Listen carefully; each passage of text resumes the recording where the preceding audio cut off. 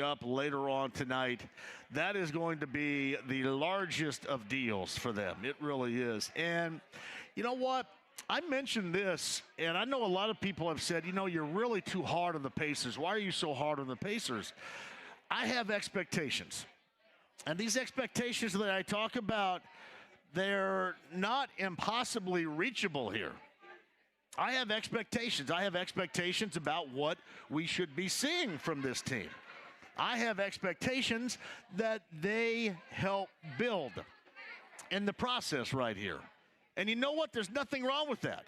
I'm sorry, I just can't come on here, even after a day when I was off yesterday, after a loss or giving up 150 plus to the Clippers on Monday night and say, hey, you know what? Everything is going to be all right. No, I want them to take full advantage whenever you can because, hey, we've been down this path before. You thought the whole world of greatness was in front of you. Remember at the early stages of the Oladipo era?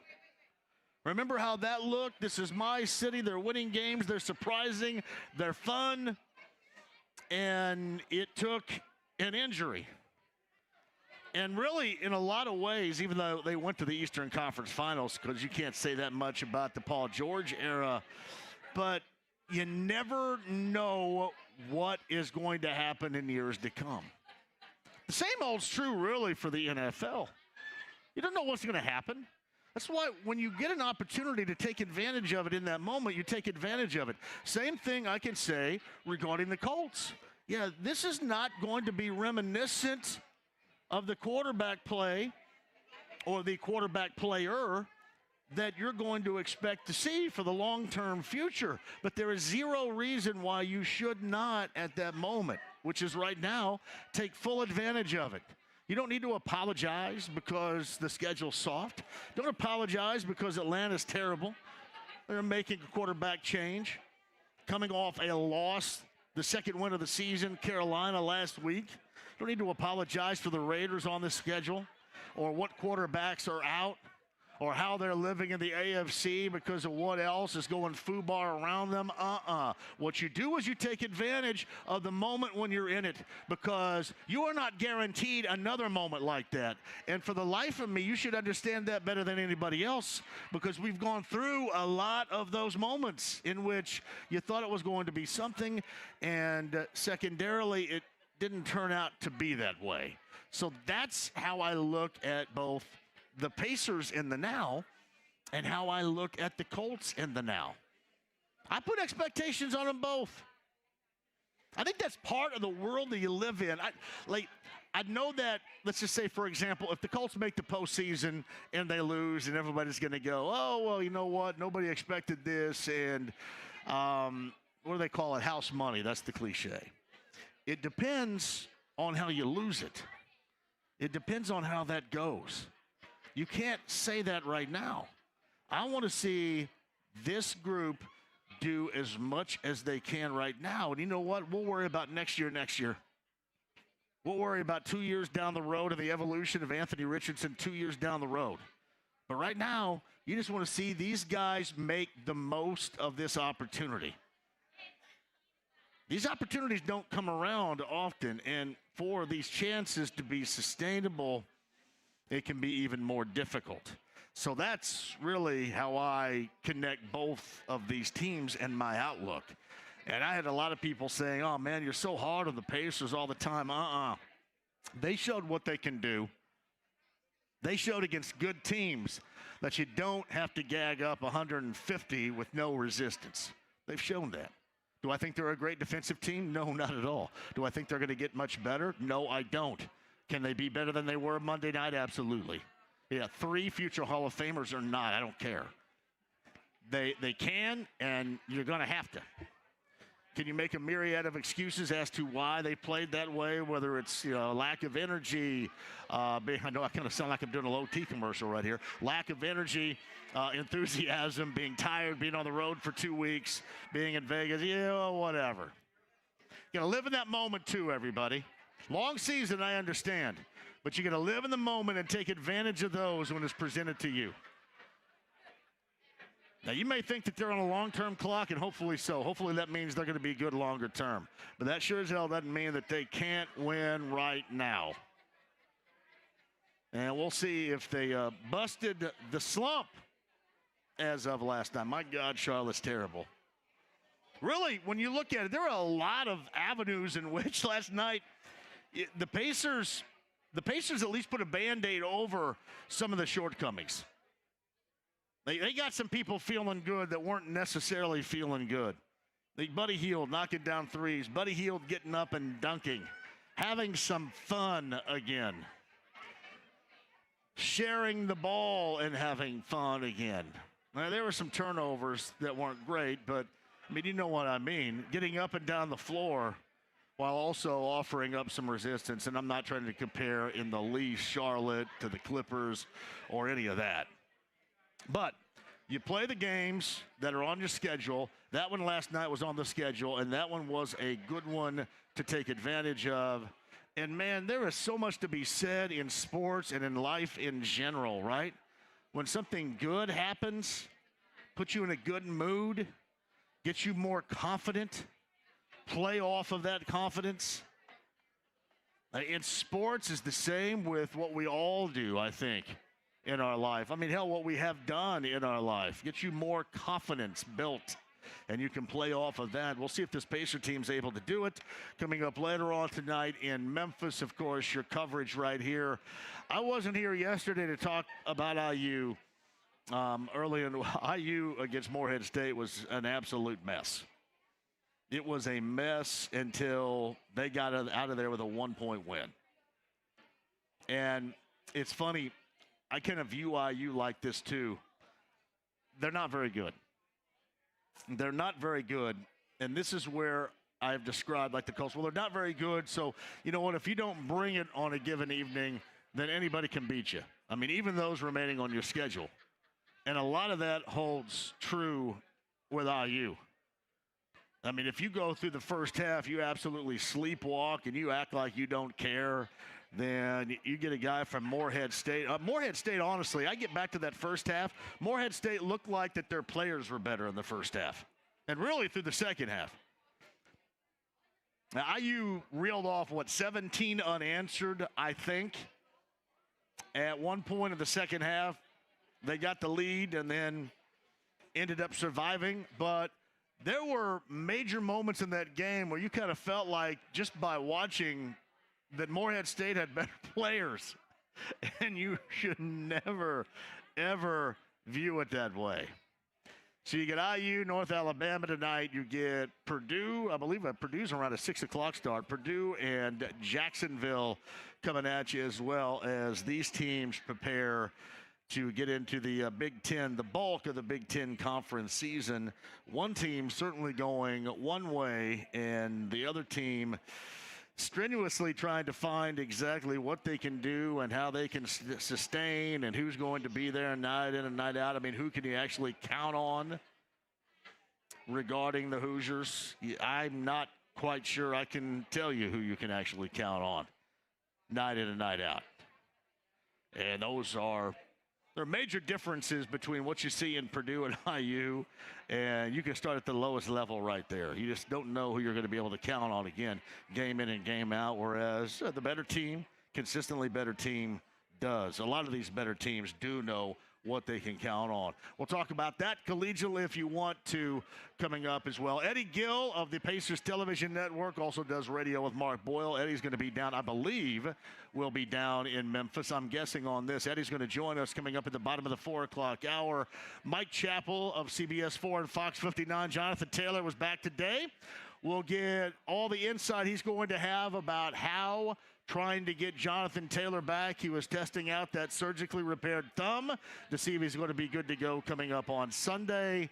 And we'll talk about that with Mike Chappell. And I was in here when it was announced on Tuesday, but even more in depth. I was on with Tony Katz a little bit earlier today, and he was saying, what have you heard that McKenzie and Brown did to get dealt with the 3-game suspension and, you know, all that the Colts are doing to them at the end of the regular season? And It is tight-lipped, and I know what you're going to say. Well, you know what? Everybody normally gets it nationally first. Well, that's how you can tell it's tight-lipped, because nobody nationally has had it. I have asked a variety of ways with a variety of people, and I have no idea. And that is not normally the case.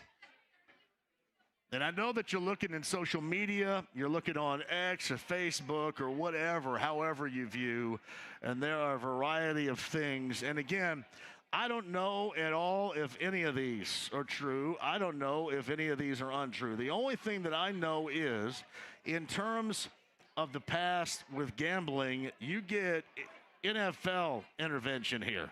You get the NFL saying, all right, these jackholes have done this, and now they're being dealt with.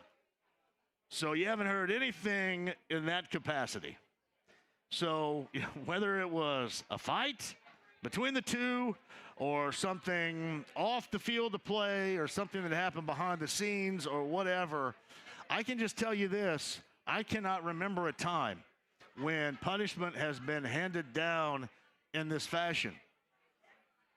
Now, granted, remember, we went through Frank Reich and Chuck Pagano eras, so who knows how that stuff was going to be dealt with. I don't know. I don't even know what it is right now, to fair a guess, so I don't know what would be comparable. So I guess once we find out, and at some point I'm assuming we will find out, we can wonder why they have gone to this length on two different things. That is with the punishment, and that is making sure that whatever right now, this thing doesn't get out. Because normally it does. And I'm not even talking about here locally. I'm just talking about nationally, too.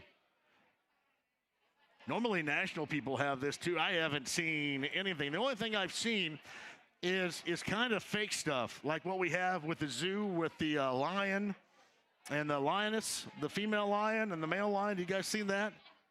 Where evidently somebody had put up that, hey, the lion and the lioness, they're on the loose. They escaped from the Indianapolis Zoo. Have you guys not seen that? I spend way, way too much time, evidently, on social media. And then we come to find out where the Indianapolis Zoo had to say, hey, you know what? Our animals are safe and sound. That is actually a field camera, a trail camera that was taken somewhere in Africa. Somebody was doing as a joke or something like this. Am I the only one that saw that? You guys didn't see it? The lion? Yeah. Is it a lioness? Am I right? Lioness? Sounds right. Yeah. Lioness. Yeah. So that was floating around you're out talking there. About one of the peanut crew. Yeah, not lioness, but the lioness.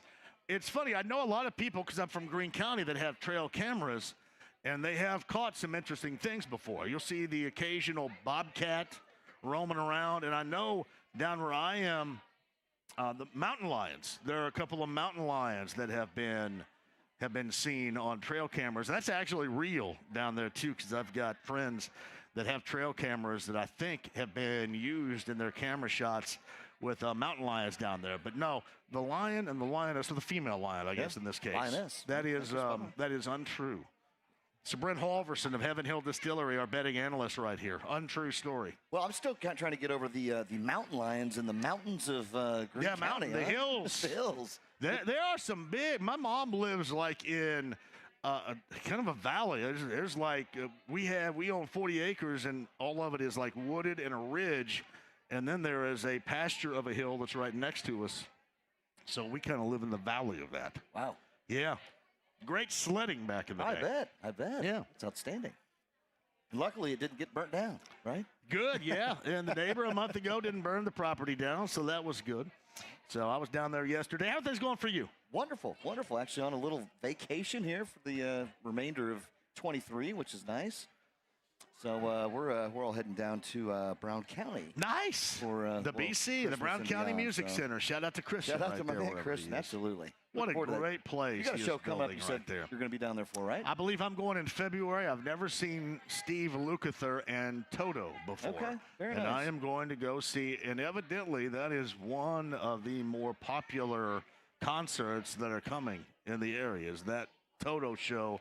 I believe that's coming up in February, and it's not on a Saturday night, so I can actually go. That's awesome. Good. Yeah, absolutely. Yeah. I tell you what Christian and they have done down there. With the music, the acts are bringing in.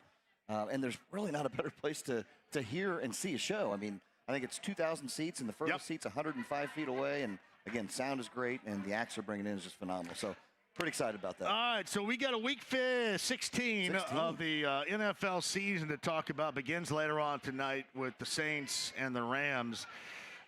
Let's look over what we did last week, because once again, in this late season swoon I'm going through right now, I came in last. Now, most weeks here recently, I would take what I ended up putting on the board, but still, it was not as good as what you and our guest last week had. Well, you were 7-7-1. Yeah. So you hit 50% there.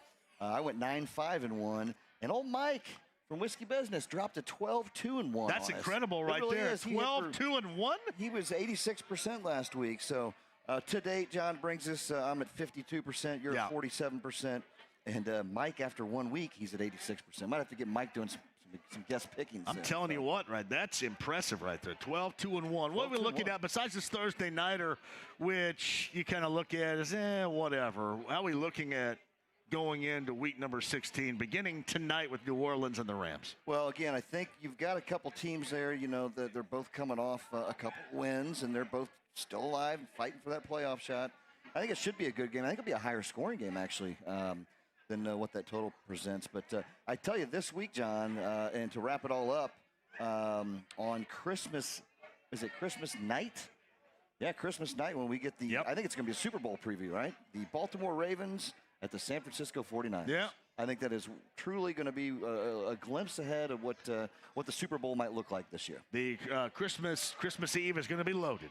Obviously, Christmas Eve with, I got the Colts at 1 o'clock down in Atlanta. We got the Colts pregame huddle. But people ask me all the time, man, when do they start doing this? It kind of seems like that either on Christmas Day or Christmas Eve or Thanksgiving or, let's just say, New Year's Day or New Year's Eve, there's always a game. It's just kind of the way that it is right now. It is. That used to be territory in which nobody would really put too much, but now everybody realizes, I mean, hell, let's put this on here because everybody's at home. Or at least everybody's staked out someplace watching it. So why not? And, the NFL among them say, hey, it doesn't matter what we do. We can put these games anywhere. Oh, yeah. We're going to make all your asses pay to go there every Thursday night. We're going to make you work hard to get this right now. And they know that people are going to be digesting that product with whatever they do. Yeah, it's pretty wild, and you're absolutely right. I mean, it used to be kind of uncharted territories. There might be a game or two, but now it's full on. We got the full slate coming up Christmas Eve, so that'll be an interesting Sunday coming up, and then like I say, roll right into Christmas Day and a big game with the Baltimore Ravens, San Francisco 49ers. Again, I'm really looking forward to that. But I was going through looking at these games earlier today, John, and these lines are pretty sharp. I mean, every one of them I'm looking at. I mean, there's some low lines, and I think they're going to come down to 24-23 win, and close games. So I think we're going to see quite a few of that. And then you got a couple of the ones with the Chiefs and the Raiders, which is a 10-point number, and you got Philly and the Giants at 12. And I think there's one other high one, the Bills. I think we're 11.5 or so. But there's three games that are kind of stretched out. Everything else is pretty close. So we're gonna have a good slate to talk through. You're thinking about Philly too with that big number against the Giants, and obviously you look at the records and the two teams, and it makes sense. But Philly hadn't been playing that great, and Philly certainly hadn't been playing that great offensively. They ended up replacing their defensive coordinator. Matt Patricia took over last week, and then we saw what happened on Monday night with Seattle on that final drive with Drew Lock winning that game for them. So it's not like the Nick Sirianni's team's playing that great right now. That's what worries you about those double-digit lines. A team like Philly that, okay, they're going to win. You'll give them that, but are they going to cover that fat of a number right there? And that's got backdoor cover written all over it. And it's what's Philly is they've lost 3 in a row. Their schedule's been tough, right? But now it opens up for them. So now if they're going to come on and turn it on and get back to that elite status, they're going to have these next 3 games to go after it. Schedule's looks pretty good for them. I'll tell you, the Cowboys are in a little bit of a going up against some tough scheduling right now. So that'll be interesting to see how they bounce back after getting waxed in Buffalo too. It's a pick 'em at Miami. I think that'll be a great game. I think that'll be another high-scoring shootout. What is the Colts situation right now? Well, I think they started out around -2, and now they're +1. Yes, that is correct. What are we looking at? This is not all of what is going on or has been going on inside that locker room to hand out punishment and suspensions and to deal with that. It's got to be something else happening. What are we missing here from Vegas that may be going down? This can't be on Jonathan Taylor because we saw them work well last week with both Tyler Goodson and Trey Sermon, so it's not Jonathan Taylor. What is it with this team that has that number sway a little bit here? There's a lot to that, John. And anytime I see a big movement like that, there is something there, right? There's something there that we don't know about that's kind of get behind the scenes. But you just got to look at how banged up they are in the backfield, And again, I think what the backups did last week was phenomenal. Really, I mean, they looked great coming out there and Joan. But, Zach Moss banged up. You got Jonathan Taylor, question, probably not going to play again. But I think that's pretty much it in the betting public's eyes. Yeah. I think that's what they see. But that Atlanta squad's not that good. I mean, they just, 9-7? They got beaten Carolina. Yeah, the second win of the season for Carolina. The weather was not good. Sloppy. And then Atlanta made that change. They go to Taylor Heineke now, the quarterback, starting over Desmond Ridder. But you kind of wonder what else may be going on there with a bit of a line sway that is surprising to many. I will tell you this. Earlier this week, I had suggested that was the best in the second half, that this Colts offense, with this group right here, that's minus Jonathan Taylor. That's minus for a lot of that game, Michael Pittman Jr. But that was the best that group in the second half was going to play. That was as near perfect, I thought, offensively for that group as you could ask for, and it started up front with the offensive line, and it seems like the offensive line, everything's going okay. So I guess I would have to ask the Sharps in Vegas maybe what gives right now regarding that. Yeah, that would be, I'd love to hear it. That's one of the dreams I'd love to do one day, John, is go sit in a room where these lines are being talked through, right? Like when they're putting these out there, that'd be fun to just see how that all comes together, because you do have a lot. You've got people remember what happened in that last week. But again, when you see something like this happen, there's some inside something there because, I tell you, the Colts look great. I was at that game. The first Colts game I've been at in a while, John, and it was, they looked good. They were just moving and grooving. And, I think, again, these lines, they're pretty sharp, and they're starting to dial in. We're talking week 16 now. This is almost wrapping up, which is pretty wild to think about. But, everybody's kind of it's a winner be out for the playoffs, and that's kind of where teams are at right now. So we'll see. That is Brent Halverson, our betting analyst, right there. And we got our picks coming up here in the 4 o'clock hour. I mentioned Eddie Gill from the Pacers television and radio networks coming up at about 4:30. Pacers back on the winning track. They get the second of the back-to-back. That's coming up tonight down in Memphis against the Grizzlies. And a busy weekend for the Pacers as well. We'll talk about that. And Mike Chappell of CBS 4 and Fox 59. I want to know what these guys did. I will say this. I've always thought that you get guys, Isaiah McKenzie and Tony Brown maybe have had a moment or two at best this season. So it is easier to deal with that when that is what you're dealing with.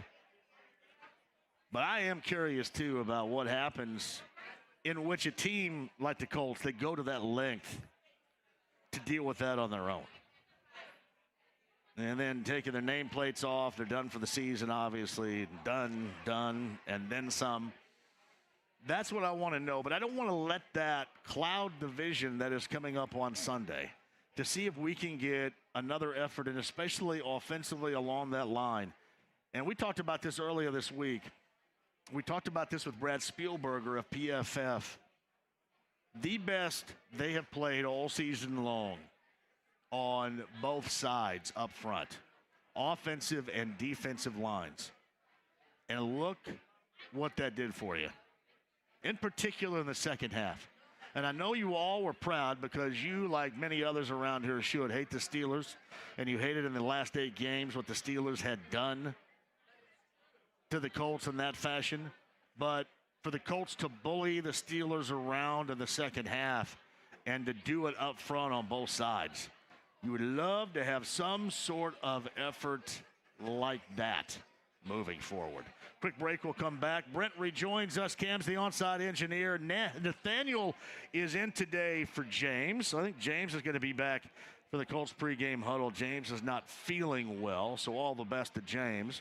Nathaniel in for him. Wherever you are, a Merry Christmas to you. We should mention that we get a lot of sound in the background because we picked the perfect day to be here at Britton Tavern. We have, evidently, Brent, an office party in front of us right here. It's a wonderful crew, 30-some people out there having some afternoon drinks. Get them in some Heaven Hill product This is the type of office I could dig working in right here. We might have to do that. We'll have to get somebody up here and talk to us. Dig working in that office right there here. Not bad.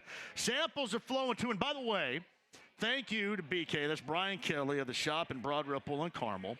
He has 20-plus JMV Takeover T-shirts to give away while they last. The JMV Takeover, let me go, yeah, we'll get one of those out right here. The JMV Takeover restarts coming up a week from Sunday.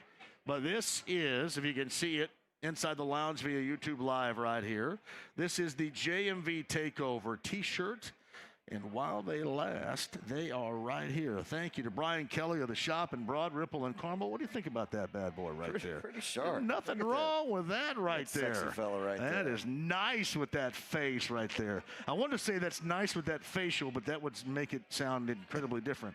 Yeah, kind of a little David Bowie. Yeah, very David Bowie-esque right there. Is it not? It's really nice. Is. While they last here, thank you, Brian Kelly, from the shop in Broad Ripple and Carmel for that. Quick break, we'll come back.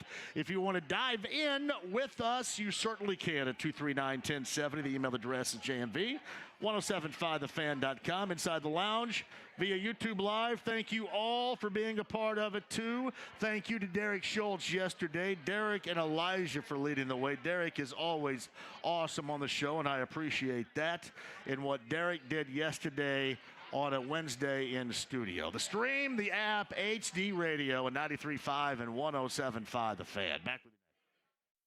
Are you ready to make a difference for the environment while helping the visually impaired at the same time? Then donate your vehicle to Heritage for the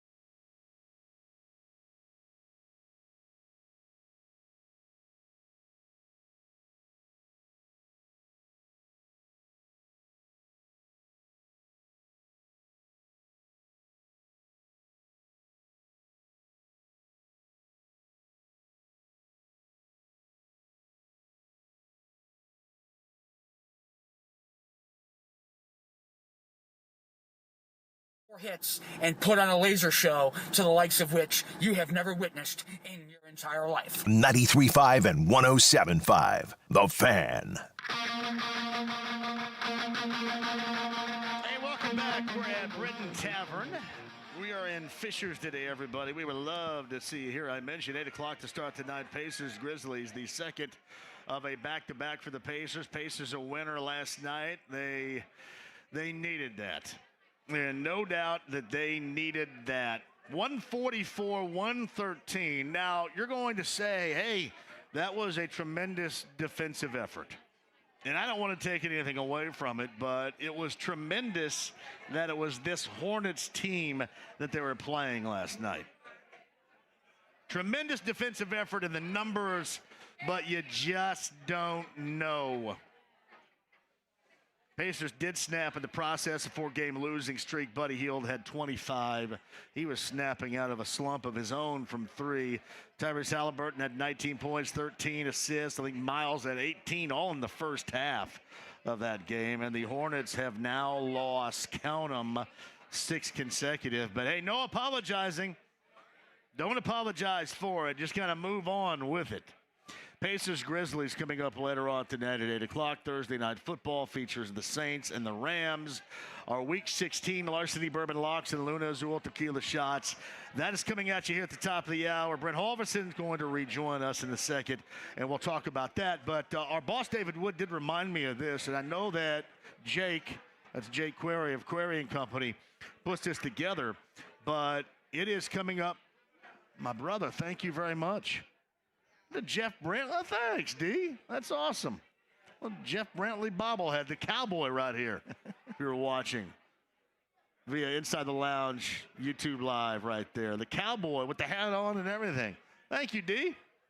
So Jake put this together going back to early November, the passing of Bob Knight.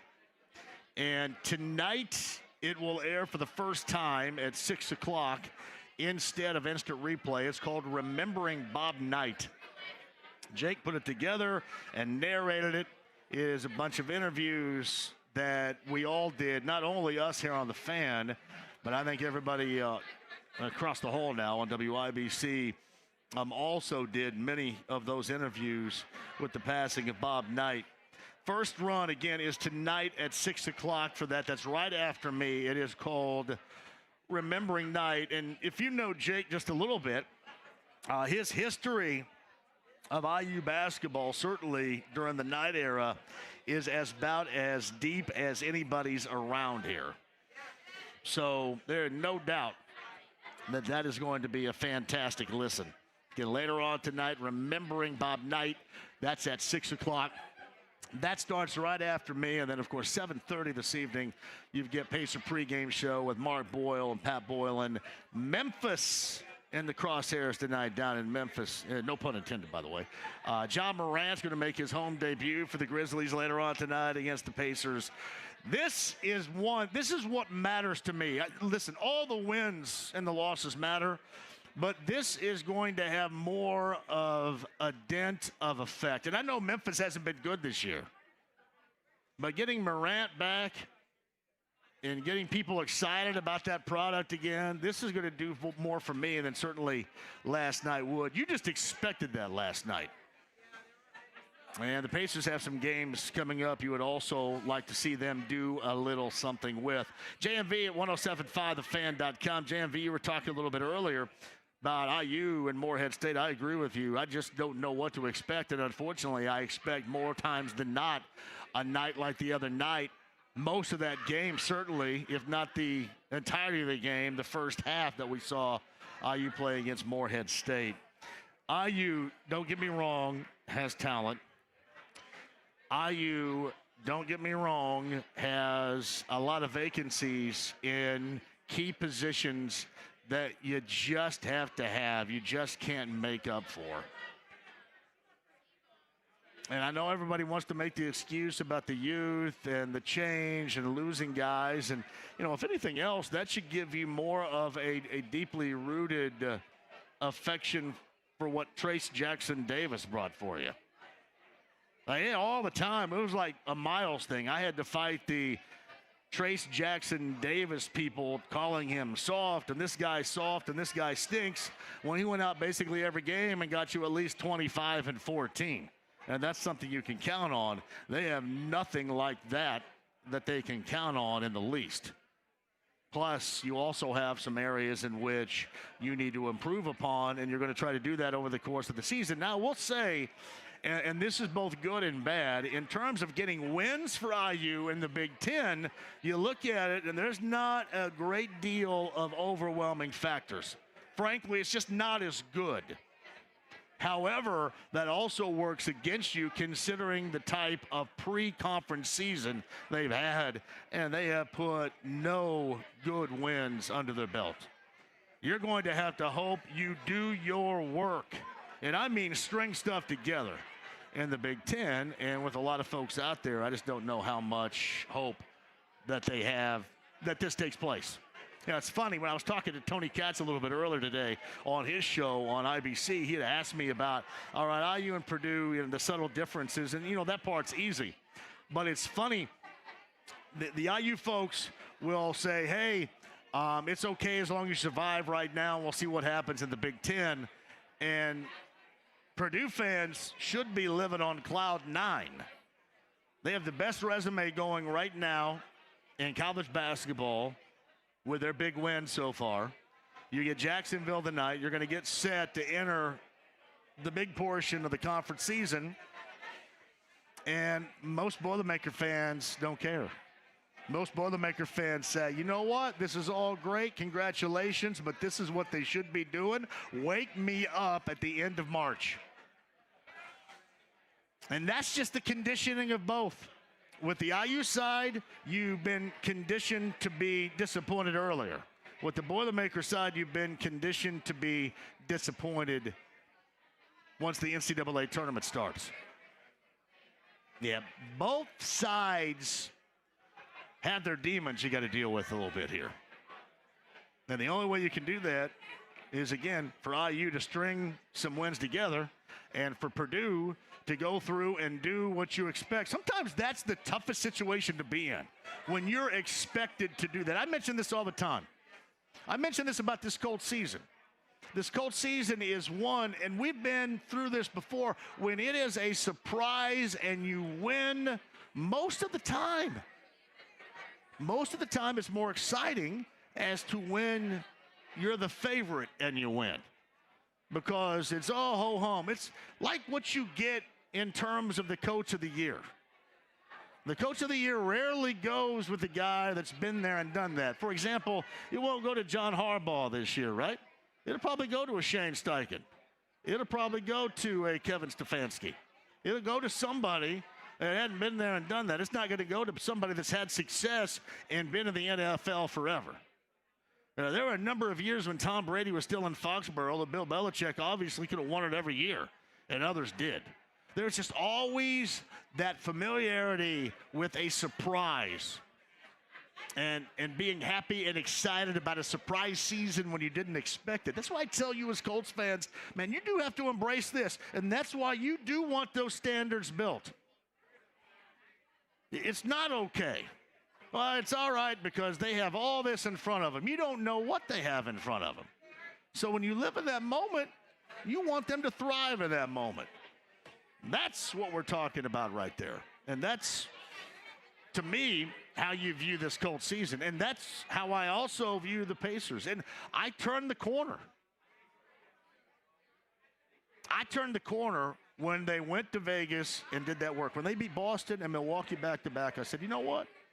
Now it's okay to put some expectations on these guys. Nothing wrong with that. And then they went out, and after that Laker game, they disappointed. Now, obviously, they beat Detroit, but after that, and really the worst of them all was that loss in Washington, and they had disappointed.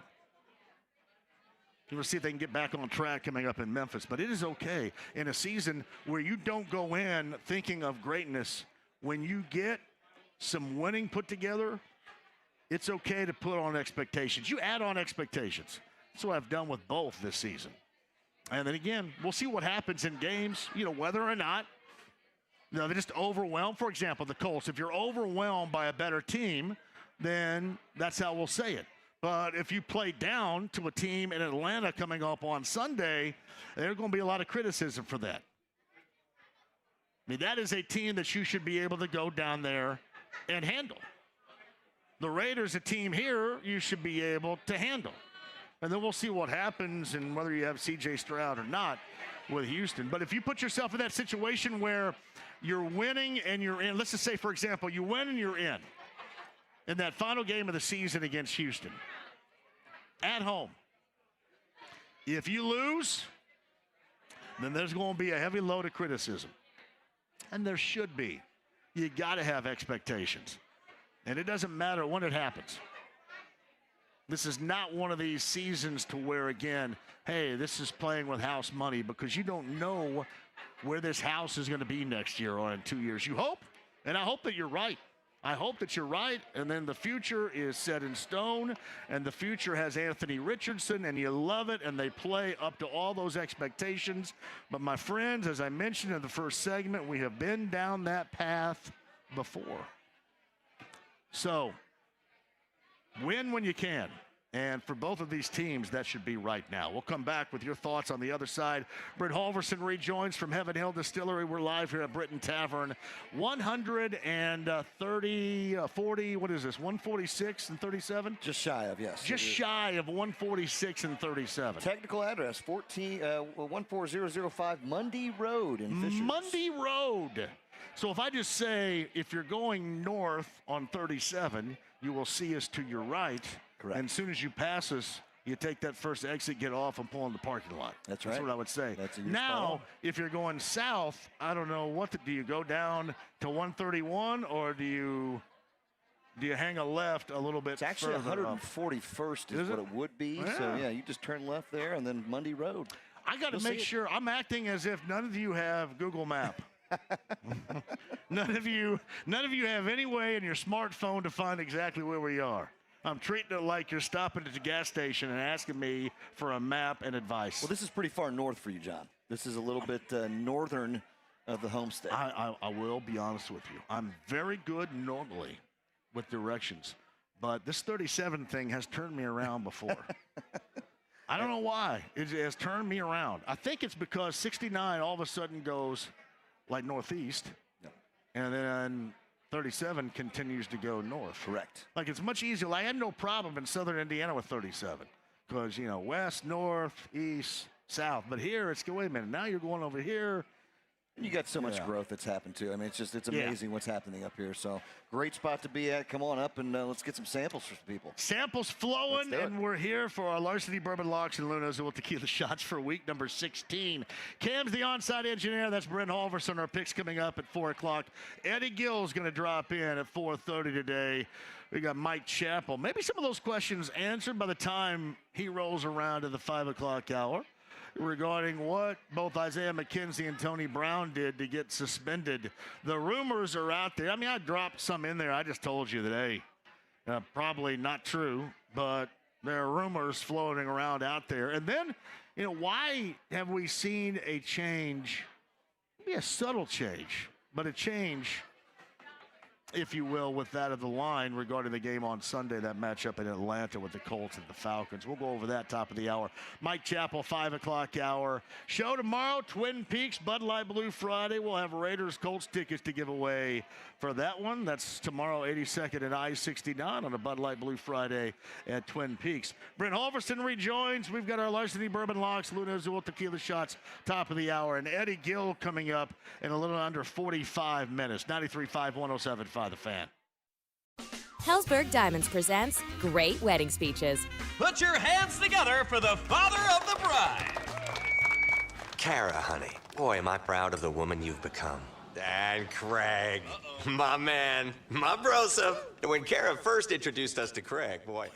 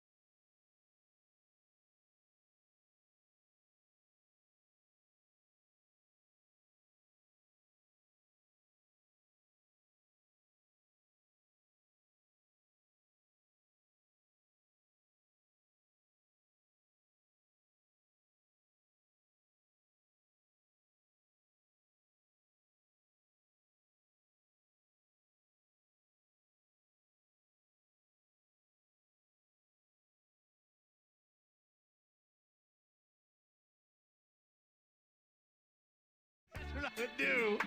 If this were the JMV takeover, I'd hit that stinking post out of the park right there.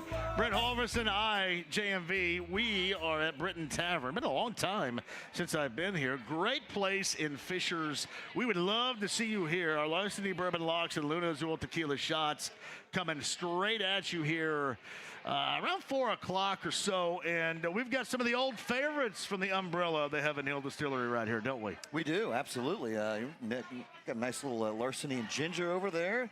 A little Evan Peach going on over here. We got some Evan Fire Shots going to be coming out for everybody here shortly. Some good sampling going on here, John. Now, I think that's peachy right there. I think I've gone peachy. I think that's Evan Peach and Ginger Ale. I can kind of tell by the coloration that it's a little peachy. And it's a peachy taste. Well, we're gonna have That's not your normal Larceny and Ginger Ale right there. But there's nothing wrong with it. Get a refresher there. It's still damn good right here. Don't get me wrong. Hey, Inside the Lounge via YouTube Live, you guys can be watching that as well. You can watch, participate, do whatever. Well, not whatever you want, but kind of whatever you want. A couple of things I want to get to before our picks at the top of the hour. We knew this. It is Mason Rudolph starting for the Steelers against Cincinnati. Cincinnati's going to be out with Jamar Chase. He will not be playing.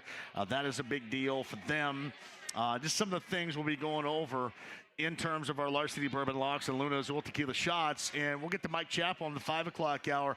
Jonathan Taylor with that surgically repaired thumb back on the practice field today. He's going through a variety of combinations with wraps and gloves and such to see if he can go coming up on Sunday.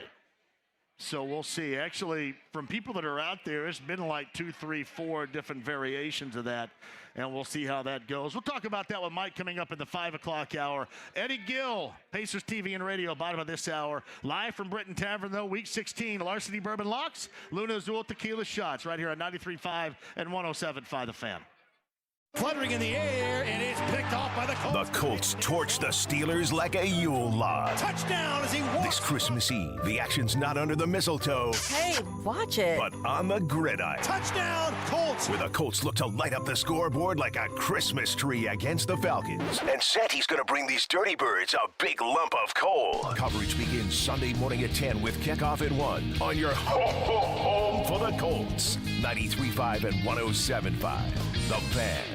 Thanks to Total Wine, you saved more on all the gifts for the ones you adore.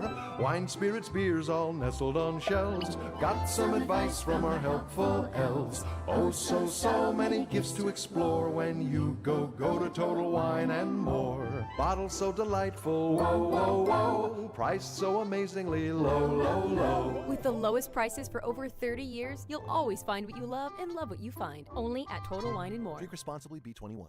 Jake Query here. We take the show on the road every Thursday with our partners from AAA Hoosier Motor Club to get an update on the team from the Colts opponent that week. I never leave home, by the way, without my AAA card, and right now there's a special limited time deal for our listeners. Purchase a 1-year AAA Classic membership and save 50%. Flat tire, dead battery, run out of gas, lock your keys in your car, AAA is always there for you. Visit AAA.com/gift or call 844-GO-AAA-GO or stop by your local AAA office. Colts. Football is back. And so are Bud Light Blue Fridays. Every week, join JMV at 3 for Cold Bud Light, Colts football talk, and your chance to win tickets to Colts games. Join JMV this Friday at Twin Peaks, 82nd Street and I-69 for your chance to win tickets to a Colts home game. JMV, Bud Light, and you. Doing it for the shoe. Hey, it's JMV. Join me Friday at Twin Peaks, 82nd Street and I-69. Hi, this is Mark Chester from Marshall Mechanical. On behalf of Eric Marshall and our whole team at Marshall Mechanical, we would like to wish you a very Merry Christmas.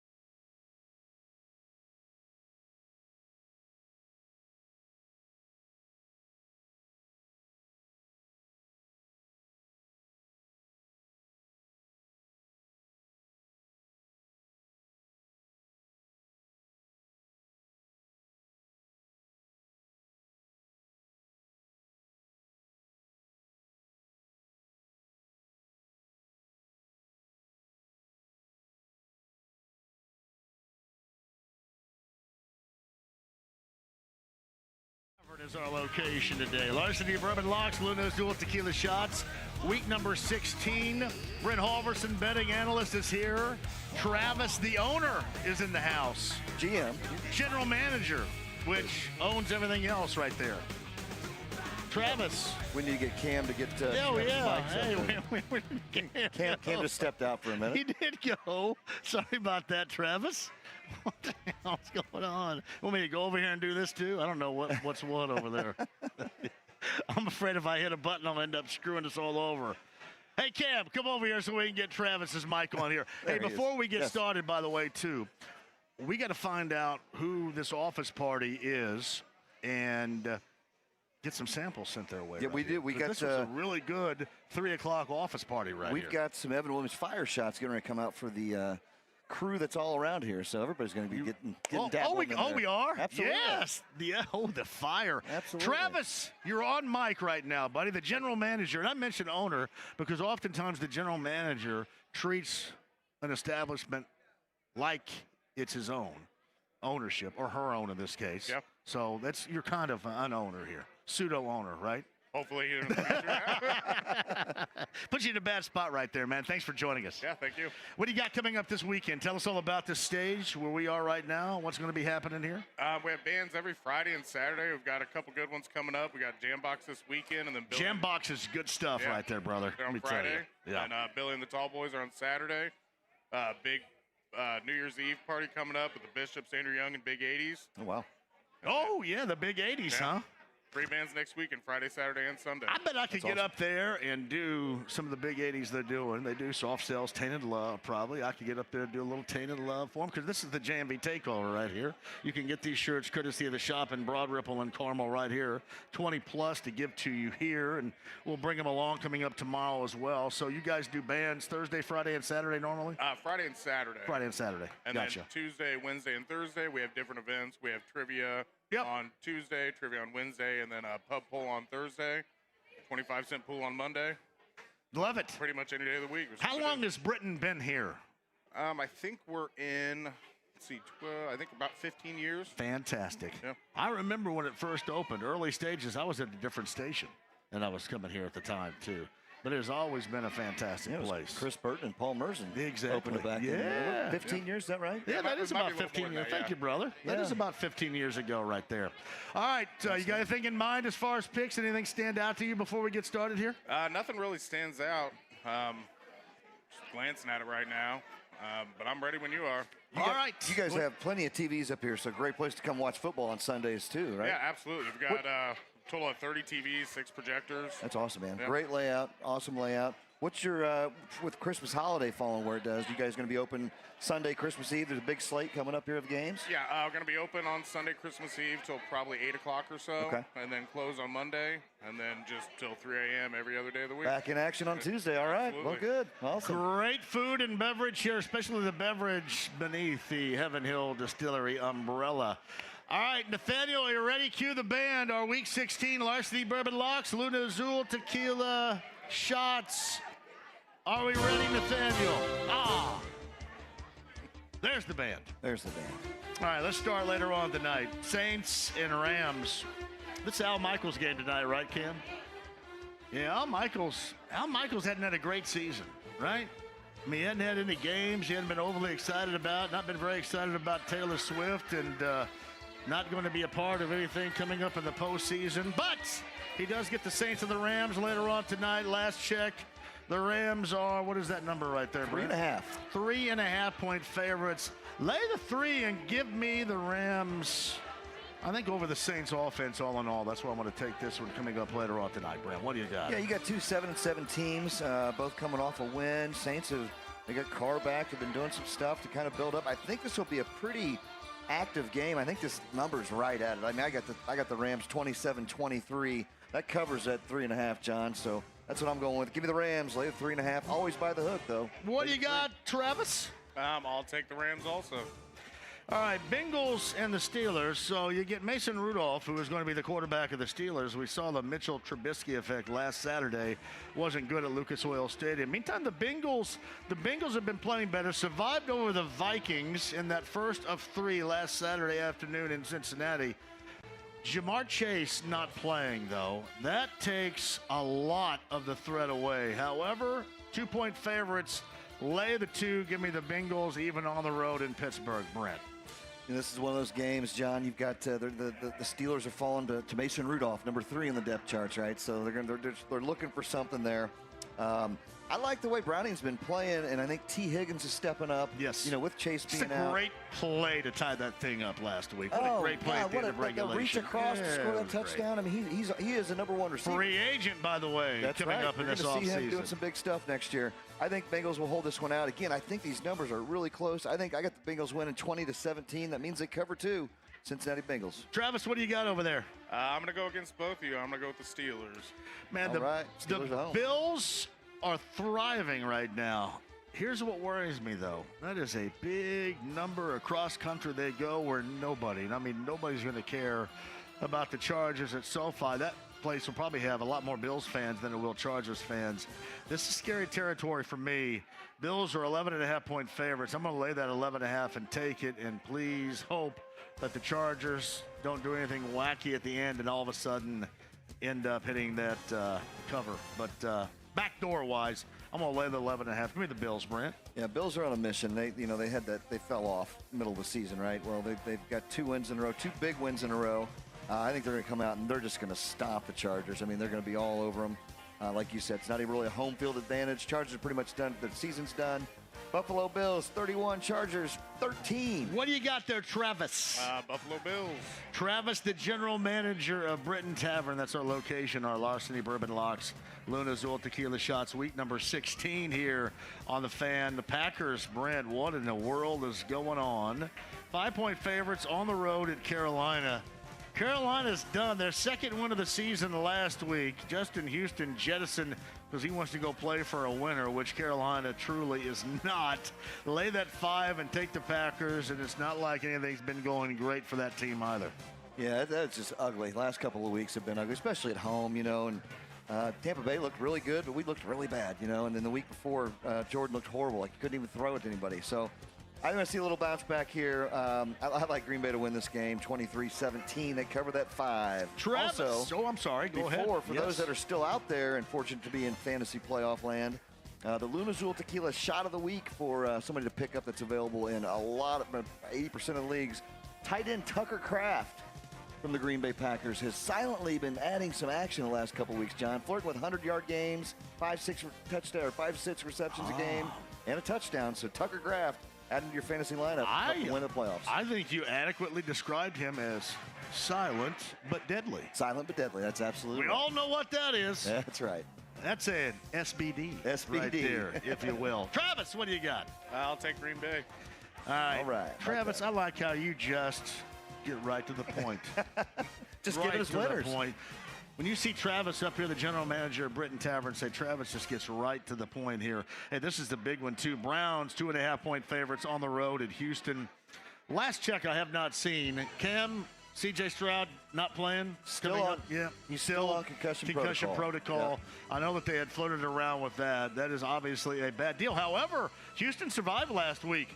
Case Keenum, or the ghost of Case Keenum, and then a long field goal ultimately got it done for them on the road in Nashville when the Tennessee Titans were playing in the old Houston Oilers uniforms. It was a sordid story, but it came out good for the Texans. They are just trying to kind of scramble along here until they get Stroud back from concussion protocol. I'm going to lay that 2.5 on the road and give me Joe Flacco and the Browns for whatever reason right there. We talked about him being coach of the year for a good reason. They've had a variety of different quarterbacks. 1, 2, 3, 4, I believe they have had so far this season. And certainly the one that they counted on having and paid the most is not the one participating. It, combined with their defense, Brent, has been an amazing effect, even if you don't like Cleveland. Lay the number and give me the Browns on the road. Yeah, I mean, they're 9-5. Crazy. It is crazy. We're talking Flacco for Flacco here. Flacco was on his couch 3 weeks ago. And, he's brought some spice back to this team. Amari Cooper's finally getting some action back in the game. They got some players back there. I think you're right, though. I mean, who knows who's going to be quarterback? It doesn't sound like Stroud is. So I'm going to go with you there, too, John. Give me Cleveland, lay the 2.5. What you got, Travis? I'll do the Cleveland Browns also. The Lions and the Vikings. Man, the Vikings were right there last week. The Vikings were ready, willing, and able to give the Colts a helper. And then as we talked about, man, T. Higgins made a great play, and the Vikings wilted once that game certainly went to overtime. They are 3-point underdogs at home versus the Lions. I'm going to lay that 3. Give me Dan Campbell's crew coming up this weekend. Brent. You know, we talk about Detroit not playing well on the road outside. Well, this is an indoor facility. Yes. I think Detroit goes in there. I think they get the work done. Sorry, Tommy. Tommy Sutton's here. Love you, man. But give me Detroit, lay the 3. What do you got over there, Travis, general manager of Britton Tavern? Yeah, Detroit Lions also. The Jets. The New York Jets and the Washington Commanders. This entire season, the whole thing regarding the Jets has been every Tuesday an Aaron Rodgers conversation. Aaron Rodgers, is he going to come back? Is he going to play? Really, the only thing that stepped into there was Tommy DeVito and the whole pizza place fiasco. I'm sorry, that's with the Giants, but talking about the Meadowlands in general has had not a level of excitement between the Giants and the Jets, from DeVito with the Giants and a myriad of quarterbacks of the disappointment and the loss of Aaron Rodgers with the Jets. However, 3-point favorites of the Jets at home against the Commanders. I'm going to lay that 3, and I'm going to get a spark of life from the Jets and the Meadowlands coming up this weekend. In a roundabout way, give me the Jets. Scary, John. We're on the same games to date to right now. Even to this game, I'm on the Jets as well. I think the Jets, again, this line is 3 against Washington. Washington, they've been struggling. They don't know who's going to be quarterback. I think they should play Howell and just let him kind of grow with it a little bit. But I think Jets win at 23-17. I'll take the Jets, lay the 3. That whole Meadowlands thing is a bit of a precursor to when we get to the Giants and the Eagles coming up as well. But right now, Travis, what's your pick? Yeah, I agree with the Jets. The Seahawks story on Monday night was fantastic.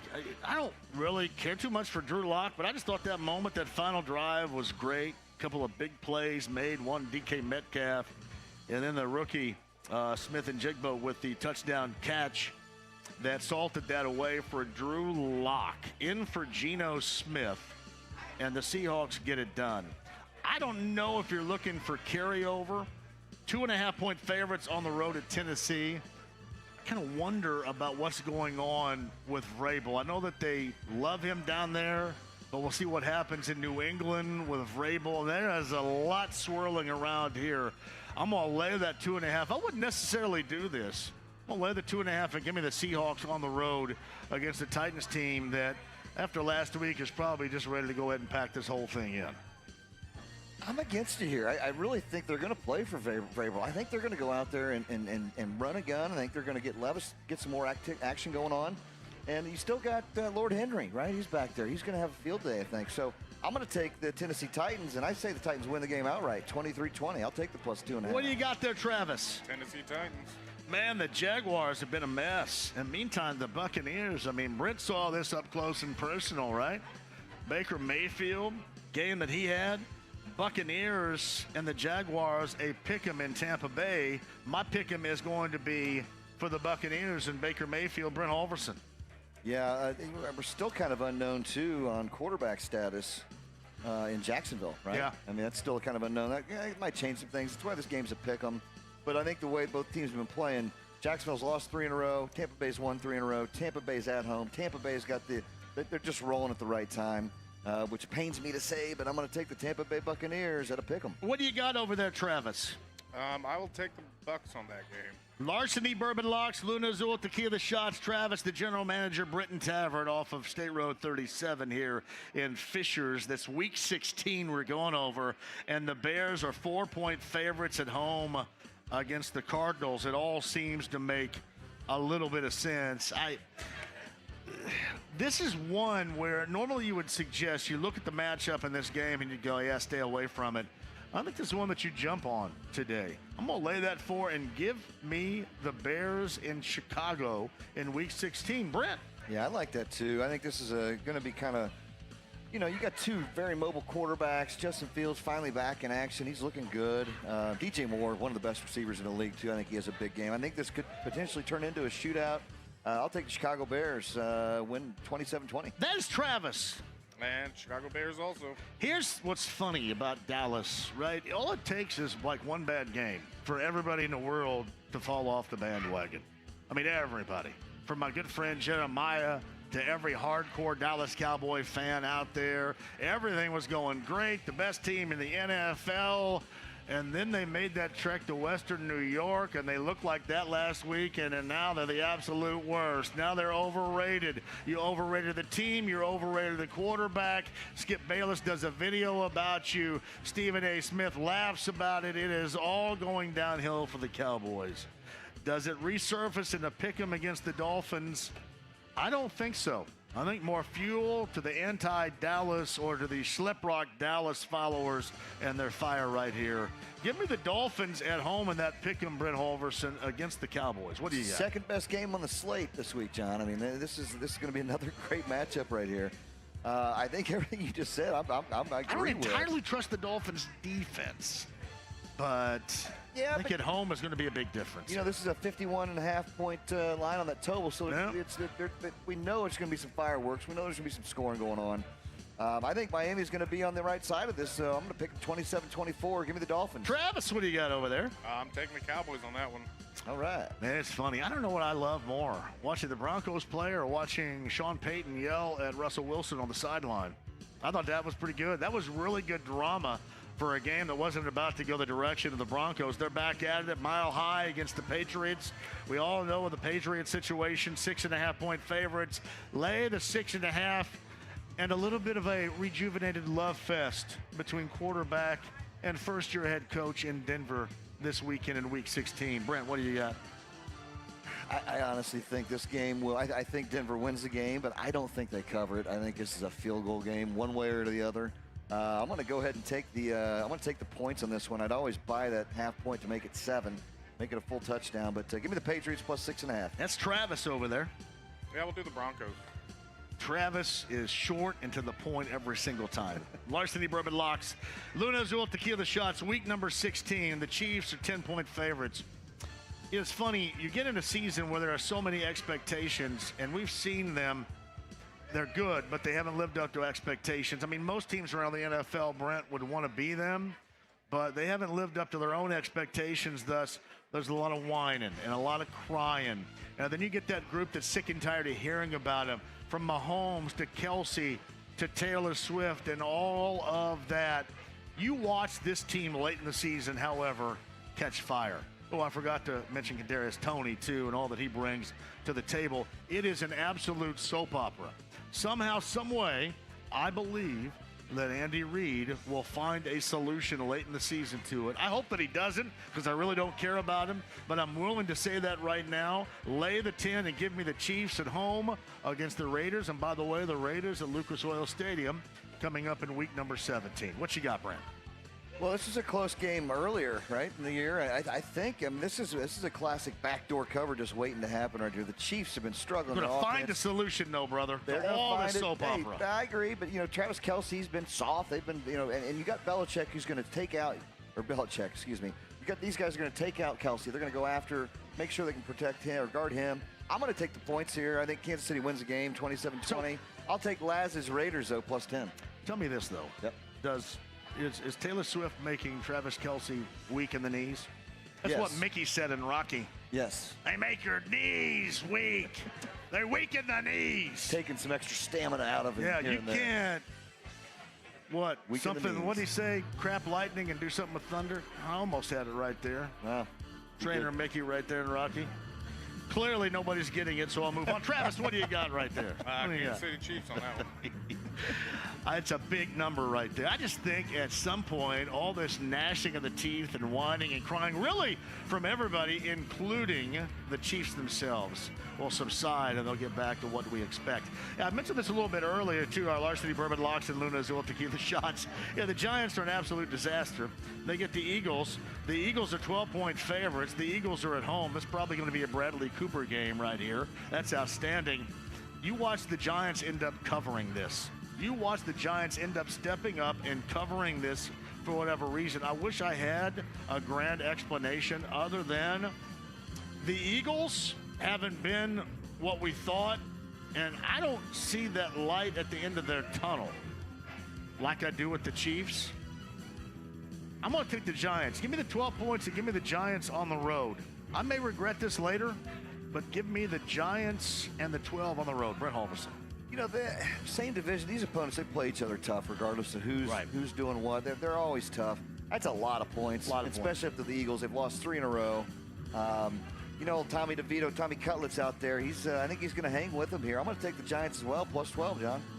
What do you got over there, Travis? I'm on board with the Giants. All right, so if we weren't talking about the game of the weekend a little bit earlier with the Cowboys and the Dolphins, this may be it right here. The Ravens and the 49ers from the Levi. 5-point favorites of the Niners. Man, I really do. I want to take the Ravens right here. I just think the defense of the 49ers will be enough. And we've seen it. Colts fans have seen it, right? Sometimes the Ravens don't come out there and represent what they have done for the most part during this 2023 season. I think in Week 16, this will be one of those matchups. Well, lay the 6, or no, check that. I'm sorry, lay the 5 and give me the Niners at home against the Ravens in part 2 of the game of the weekend. I'm excited. This Super Bowl preview to me, I really think I can't wait to sit back, get some Evan Williams eggnog in me, John. Nice. Get some cocktails flowing, watch this game right here. I think this is going to be a one for really give us a preview of what we're looking at in late February or mid-February. Travis, I'm sorry, go ahead. Going to take the give me the 49ers 27-20 cover. Travis, what are you talking about over there for that one? Yeah, 49ers also. All right, we get the Colts and we get the Falcons. 1 o'clock, Christmas Eve afternoon. Colts have a lot of going for them, there's no doubt. I thought they came off of the best second half, the most near perfect second half that this offense together, the way they look, can play. And I don't expect that to subside on Sunday. I think they're going to ride that wave and go back-to-back games and look like that. And I think they're going to be as dominant to the Falcons as they looked in the second half, really, in bullying the Steelers around. I think that carries over. So go ahead and give me, and it's interesting right now, we talked about this number a little bit earlier, right? This number started out, -2 for the Colts, and now it is, last check, what? Well, when I checked earlier today, it was 1. It's now 2.5. It is 2. Something's going on. It is a 2.5. I have this great feeling about the Colts in that second half here and being able to, even on the road, in this case against a bad team, hold over. But last check, the Falcons are 2.5-point favorites. I'm going to go ahead and take that 2. Give me that 2.5 and give me the Colts on the road because I believe they can sustain unless all of a sudden somebody's injured we have no idea is injured. Brent, what do you got? Yeah, it's 2.5 everywhere now. I mean, there's all kinds of money. And this just happened within the last 30 minutes. It did. I mean, when I filled these out earlier today, John, I went straight with the lines at 12 o'clock today. So we're talking 4 hours later. It's moved another 1.5. And, you know, it's $1 million to move a game a half point usually. But this is some kind of information thing that I don't think that I have heard. So I'm trying to think. What could it be? Cam, you want to jump in here? What do you think it is? It's not Taylor Heineke. Taylor Heineke's news happened more than 48 hours ago. So it's not that. Cam, what do you got? Okay. Anybody else got anything? I don't know. Here's what I'm going to do, John. I mean, I had the Colts down +1. Seeing this, though, again, you got to watch these lines. There's something out there going on. And for us not to know what it is, that tells me I'm going to join Vegas in this one. I'm going to switch my pick. I'm taking the Atlanta Falcons, and I hope I'm wrong. What? No Falcon way. Lay the 2.5. Atlanta, follow the money. There was a tremendous song in 1983, and she was a member of ABBA. Her name was Frida. And Phil Collins played the drums in the backup role, and she had a one-hit wonder called There's Something Going On. I know there's something going on, but I don't care. I want and I expect that Colts offense, especially up front, to be as good as they were in the second half against the Steelers, and I will call upon the Colts defense up front to be the same. So this doesn't concern me as much as it might the sharps out there that are looking at this number change. But it is, and I mean, that's something that normally comes in the territory of a quarterback injury. I was going to say the same thing. Is there something with Minshew that we don't know about? Has he got, a lot of, there's a lot of sickness going on right now. So what do you got over there, Cam? Oh, I think it's weird that because Jonathan Taylor is trending towards playing now. Yeah. I think it's weird that it's happening. Is it Matt Gay's leg? People were saying ever since he had the kid, that's when things turned around. I think he's had a bit of a leg issue here, but yeah. That's a lot of work to move that's non-quarterback related right there. I'm sorry, Travis. You got any inside information, Travis? We didn't mean we need it, man. This thing's happening in front of us. It's changing here, so trying to figure it out. What do you got, Travis? No, I'll go with the Colts on that game. See, this is what I love about Travis. He just simplifies it. I go through this long, drawn-out explanation as to why can this be happening, and then Travis goes. This comes in. Hey, again, he last week, Mike with 12-2-1.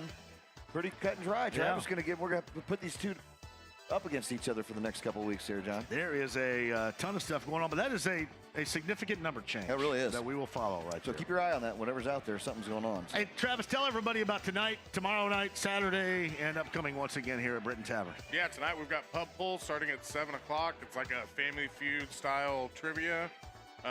Tomorrow or Friday we've got Jambox performing. Love Jambox. Billy and the Tall Boys Saturday.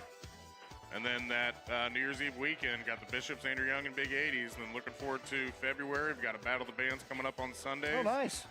So last 2 Sundays of February and then the first 2 of March. The Battle of the Bands. Yeah. That's awesome. Very cool. It's a lot of fun. Yeah, absolutely. Great place, too. Look at the stage. Are they known bands, or is it just like somebody puts a band together and gets up here? They come in typically between 5 and 7 bands a night, and then they compete for a prize, and then for some gig dates here the following year. That's awesome. So it's a busy night from 6 till probably 11 or 12 every Sunday. That's great. Wow. Awesome. Love hey, it. Travis, thanks for having us, man. Hey, thank you. Love to be back. That's Appreciate Travis, the general manager. Say hello to him at Britton Tavern. Brent's going to hang Mike Chappell top of the hour. We'll try to get out of him exactly what might be going on. I know there's something going on. I'm going to tell you what. Nathaniel, if you don't find that song and play it when we return, then you're not going to be worth your salt this afternoon in that position you're in right there. I'm just telling you. Other side, Eddie Gill. Eddie Gill's got you coming up later on tonight. We'll see if the Pacers go back-to-back. Last night I went over Charlotte in Memphis for the second of a back-to-back later on tonight. Eddie Gill from Pacers TV and Radio set to join us next. My little brother's friends have been camped out at our place for 2 days straight. 3. It's because of the Xfinity.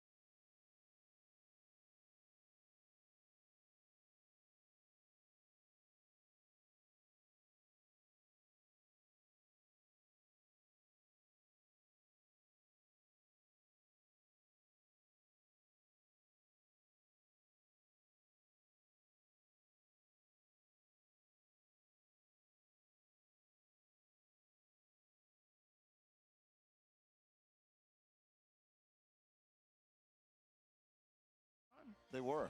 2-point favorites, and now they're 2.5-point underdogs. So we kind of wonder what's going on. Is there something going on? And we had mentioned it's got to be something with Minshew, doesn't it, here? I mean, is Minshew sick? I know a lot of people had the flu, like James, our normal producer. The reason why Nathaniel was in is because James has the flu right now, and a lot of people are ill. And is there a reason behind that, you think? Well, I mean, everything I've read, and Cam mentioned this too, I mean, everything, it looks like Jonathan Taylor's trending to try to get back. Michael Pittman looks good. I mean, I've not seen anything here, John. And again, to see that line move like that, something's going on. And it's not knowledge to us apparently yet, but something's there. Somebody's got some inside information about something. All right, Brent Holverson rejoins in a second on the Andy Moore Automotive Group hotline from Pacers Television, Pacers Radio. The former NBA guard Eddie Gill joins us. I just thought last night, Eddie, that was something that was entirely necessary for the Pacers to get. For the Pacers to get a win like that in the fashion in which they got a win like that all the way around. That's exactly what they needed. I don't know what that says about tonight, but last night, for a Wednesday night of the NBA in December, that's exactly what they needed. Yeah, thanks. Great to be with you guys again. Much needed, though, for sure. After a tough 4-game slide. And it happens during the course of an 82-game season, but and this is the first time we've seen it happen to this team up to this point. And definitely when you think about the game that happened prior to against the Clippers and a couple games prior to that, the Wizards and those types of things. But definitely responded the way you would like, and, got to give them credit. They were able to get that done. So Eddie Gill again, Pacers TV, Pacers Radio. He's with us, multitasking as usual, on the Andy Moore Automotive Group hotline. What stood out more so than anything else? To me, it was what Buddy Hield did. I mean, as a shooter, you do, and you're allowed to. It just happens sometimes. You go through a slump. You go through a curious moment where you can't knock anything down, and getting that rhythm that he had lacked up until that point last night, I think that's one thing you can look to carry over. Like, I don't know defensively how much of a change that drastically this team is ever going to be, but as a shooter with Buddy Hield, that's something, getting that rhythm back, which I think that can be longer lasting going into tonight, into this weekend, so on and so forth. You agree? Yeah, I think it was critically important. Like, it was great to see Jalen Smith back in the lineup. Thought his first half was great. He looked like he didn't miss a beat. Looked like they're being a little bit cautious in terms of his return and understanding that there's a game here tonight. So it was great to see him in the lineup. As for Buddy, I mean, I wasn't necessarily concerned with him and him, having shooting slumps. That happens to every single guy during the course of the season. But definitely you want to see him being able to shoot the basketball the way he did, throughout the remainder of the season, because obviously, especially over the last probably 2 weeks, Tyrese Halliburton is going to get a lot more attention, as he skyrockets through in terms of national media attention. The November that he put together, early December that he put together, in terms of his production has been incredible. So he's going to get a lot more attention. So you need guys that the opponent has to honor, and if they don't, a guy like Buddy Hield to make them pay. It's Eddie Gill who joins us. Rick had said earlier this week, now we have a target on our back. Going through that first in-season tournament and all the notoriety, all the publicity that comes along with this, put a target on us, and most importantly, probably put a target on Tyrese Halliburton. From what you have seen over that span, from the success they had against Boston to Milwaukee, and then obviously that loss of the Lakers, how much of that and what he is talking about has been true that you have seen with the Pacer competition since that tournament? Yeah, I just think they're not sneaking up on anyone anymore.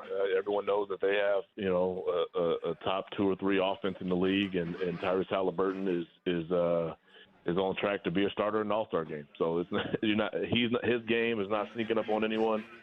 Their offense is not sneaking up on anyone, and there's a thing called a scouting report, and the opponent, that they're pros too, and they have a job to do, and they're supposed to go out there and execute a game plan, and right now that means Tyrese Halliburton is going to be getting trapped on pick and rolls, and he's not going to be able to play as much isolation. There's going to be long athletic wings guarding him night in and night out, so they'll be trying to make his life a little bit more difficult, and and try to slow this offense down. So they'll have to figure out other ways to be effective and be able to counter.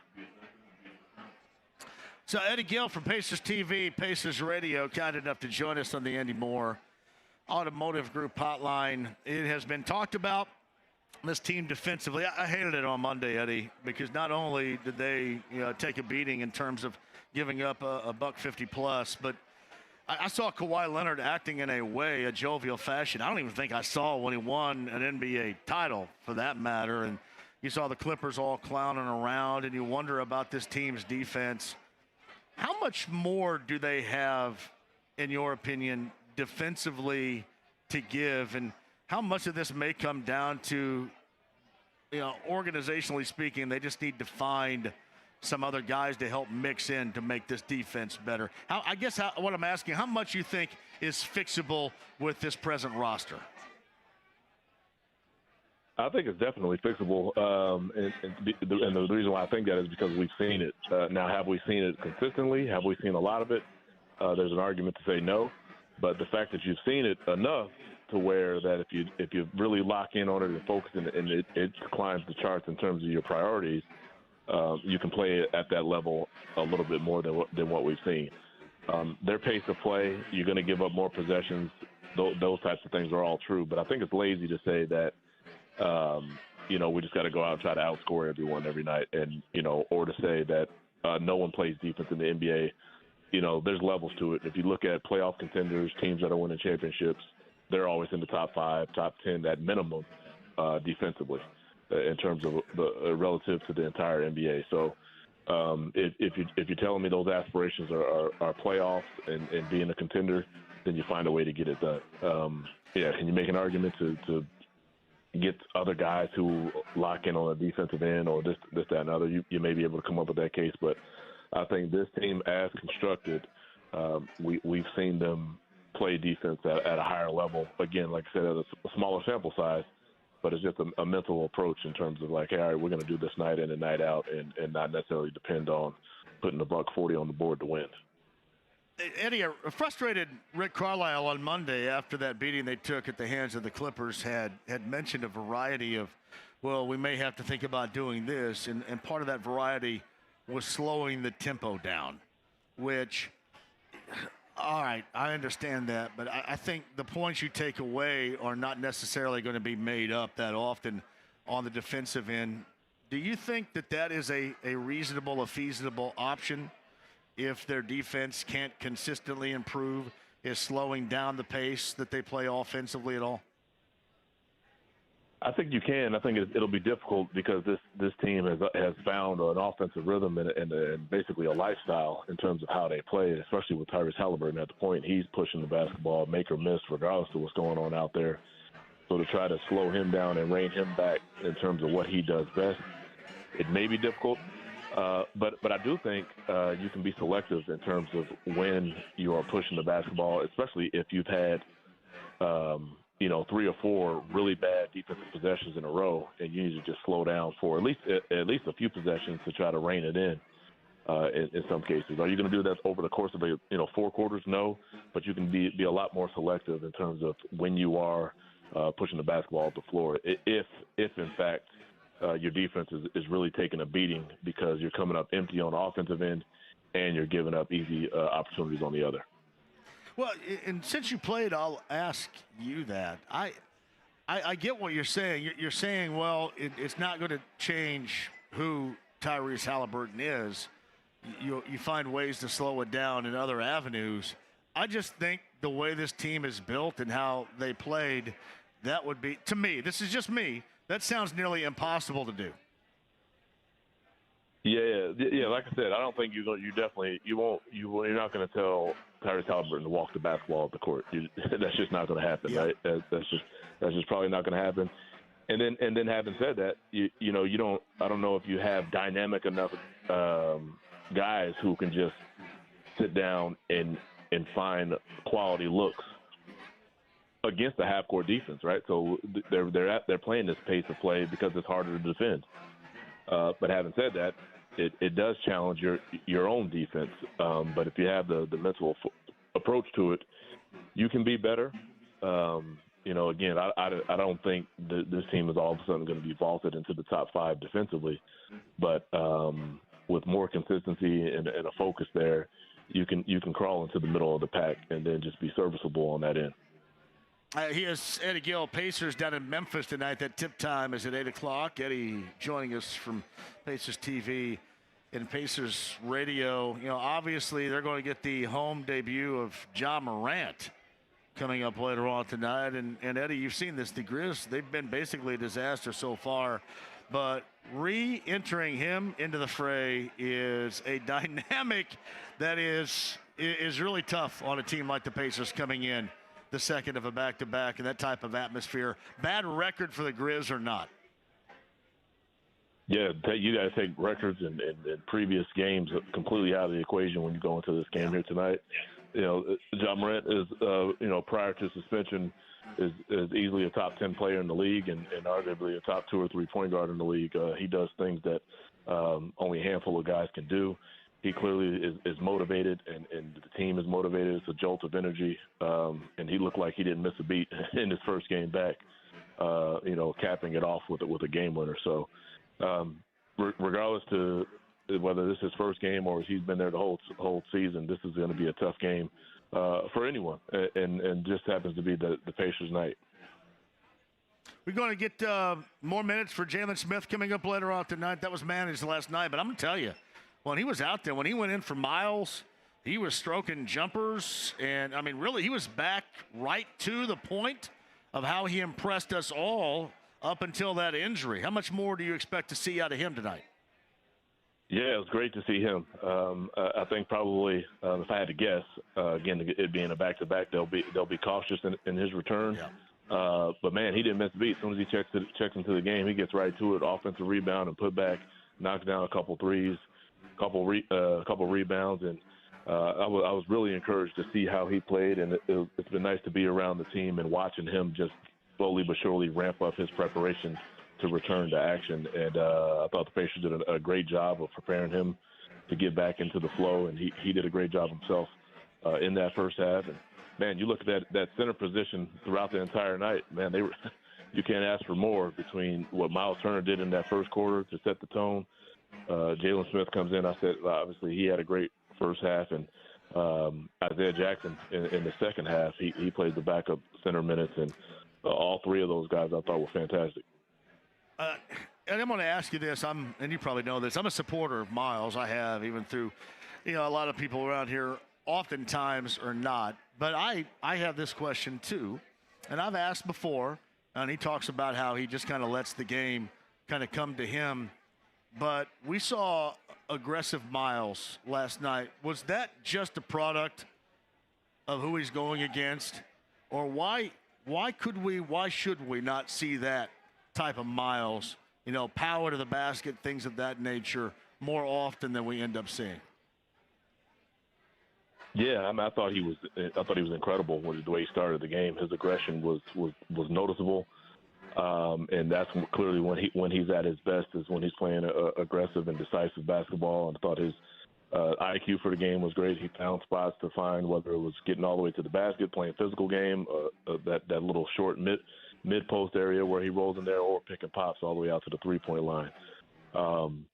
And yeah, you can say the opponent is influences Nick Richards. Some of the production of any of the guys.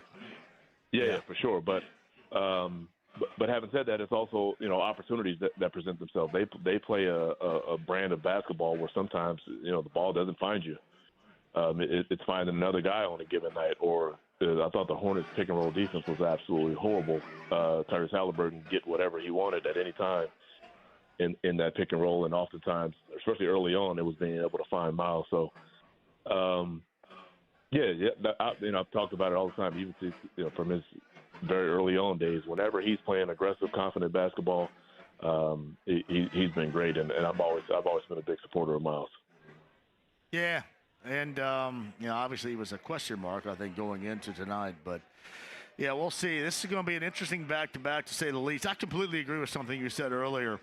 You throw out absolutely everything that was non-Ja Morant, do you not, in terms of what the Grizzlies look like in comparison to what you expect them to look like tonight? Yeah, that has absolutely no bearing on what you see now with this team, him being there and them being whole. Well, the other piece of it, that goes that a lot of people don't realize is, no Steven Adams is on this team, no Brian Clark. Yeah. Those two guys have been out for the entire season. So, those are huge gaps that they're looking at. They're just trying to fill, and they've been trying to just figure it out. Ultimately, they don't have a guy without John Morant who can draw a double team, and that's the name of the game. You got to create double teams. You have to create some sort of scramble to get easy opportunities in this league. And John Morant is at the top of the list in guys who can create a double team. No, you're right. Eddie Gill, what do you got? What's your priorities tonight? What's your work? I think Ja is got to be at the top of the list still. You got to try to figure out a way to make it, life hard on him. I suspect Neesmith is going to get quite a bit of that. Bruce Brown is going to get quite a bit of that. But it's a collective effort. No one guy is going to stop him from getting to where he wants to get, especially with the way the perimeter defense in terms of hand checking and physical play out there on the perimeter. You need multiple guys, but ultimately you got to try to slow him down, guard the first and second bounce, and then bring help when it's appropriate. And then early on, without him in the lineup, they were shooting a ton of three-point shots, not necessarily that were going in, but at home, motivated, energized. If those start going in, then you really got a problem, because that's a lot more space you got to cover, and then really try to keep John Morant out of the lane, which is almost impossible. Eddie, have a great Christmas, you and the family, if we don't talk again prior to that. Thanks, as always, for coming on here and adding the insight. We appreciate you. My man, I appreciate you. Happy holidays to you guys. It's Eddie Gill, Pacers TV, Pacers Radio, with us on the Andy Moore Automotive Group hotline. Britton Tavern on a Thursday off of State Road 37 in Fishers. 93.5, 107.5 The Fan. This sports update has been brought to you by Ball State Athletics. Catch the Cardinals in action this football season at Schumann Stadium. Visit ballstatesports.com and get your tickets today. Your new Academy Sports and Outdoors store is now open in Avon. It's the sporting goods store that's all about fun, where you'll always find the gear you need to enjoy the outdoors, play the games you love, and create memories that will last forever. Find great brands at the best prices, in-store and online. Your next adventure starts at the new Academy Sports and Outdoors store, now open in Avon.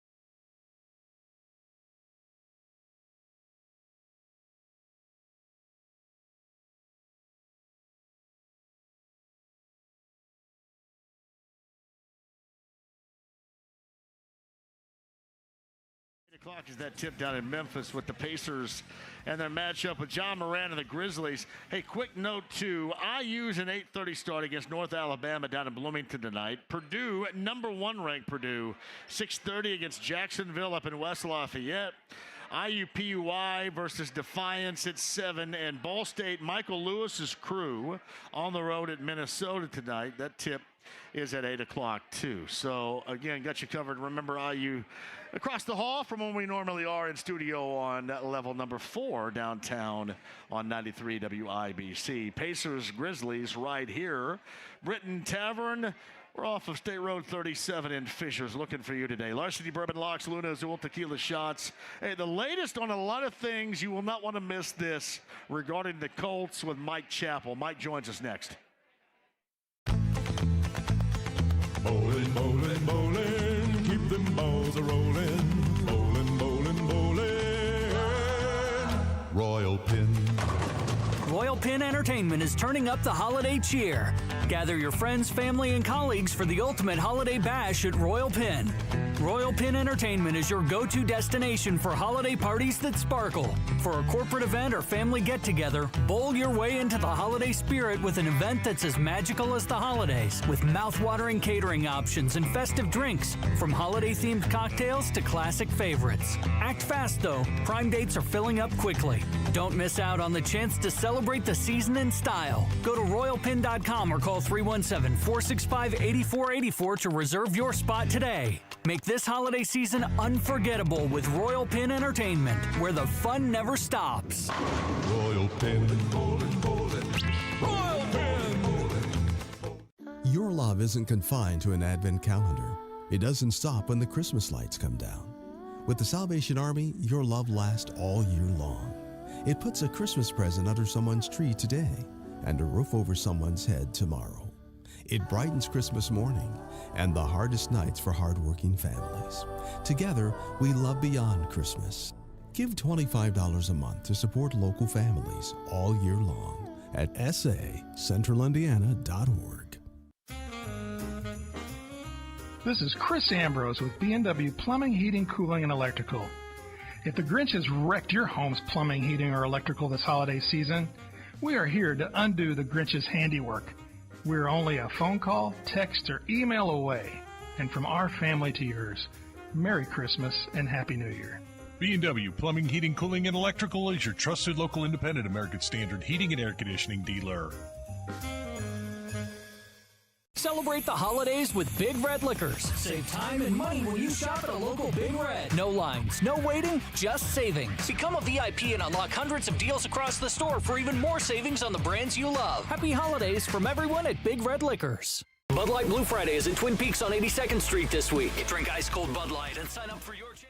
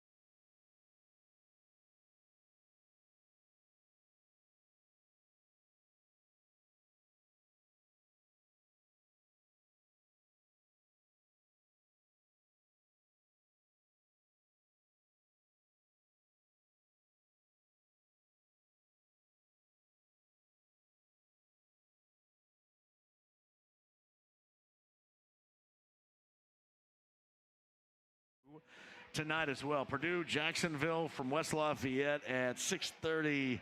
What did I say? Was that 8 or 8:30 for IU? I think 8:30, right? 8:30 for IU and North Alabama. In Bloomington later on tonight, Ball State is on the road with Michael Lewis's gang at Minnesota.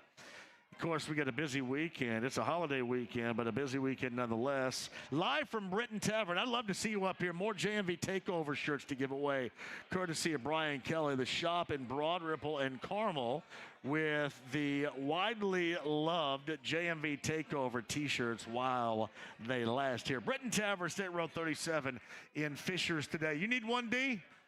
I got you 1D. I got you covered. Andy Moore Automotive Group Hotline, CBS 4 and Fox 59.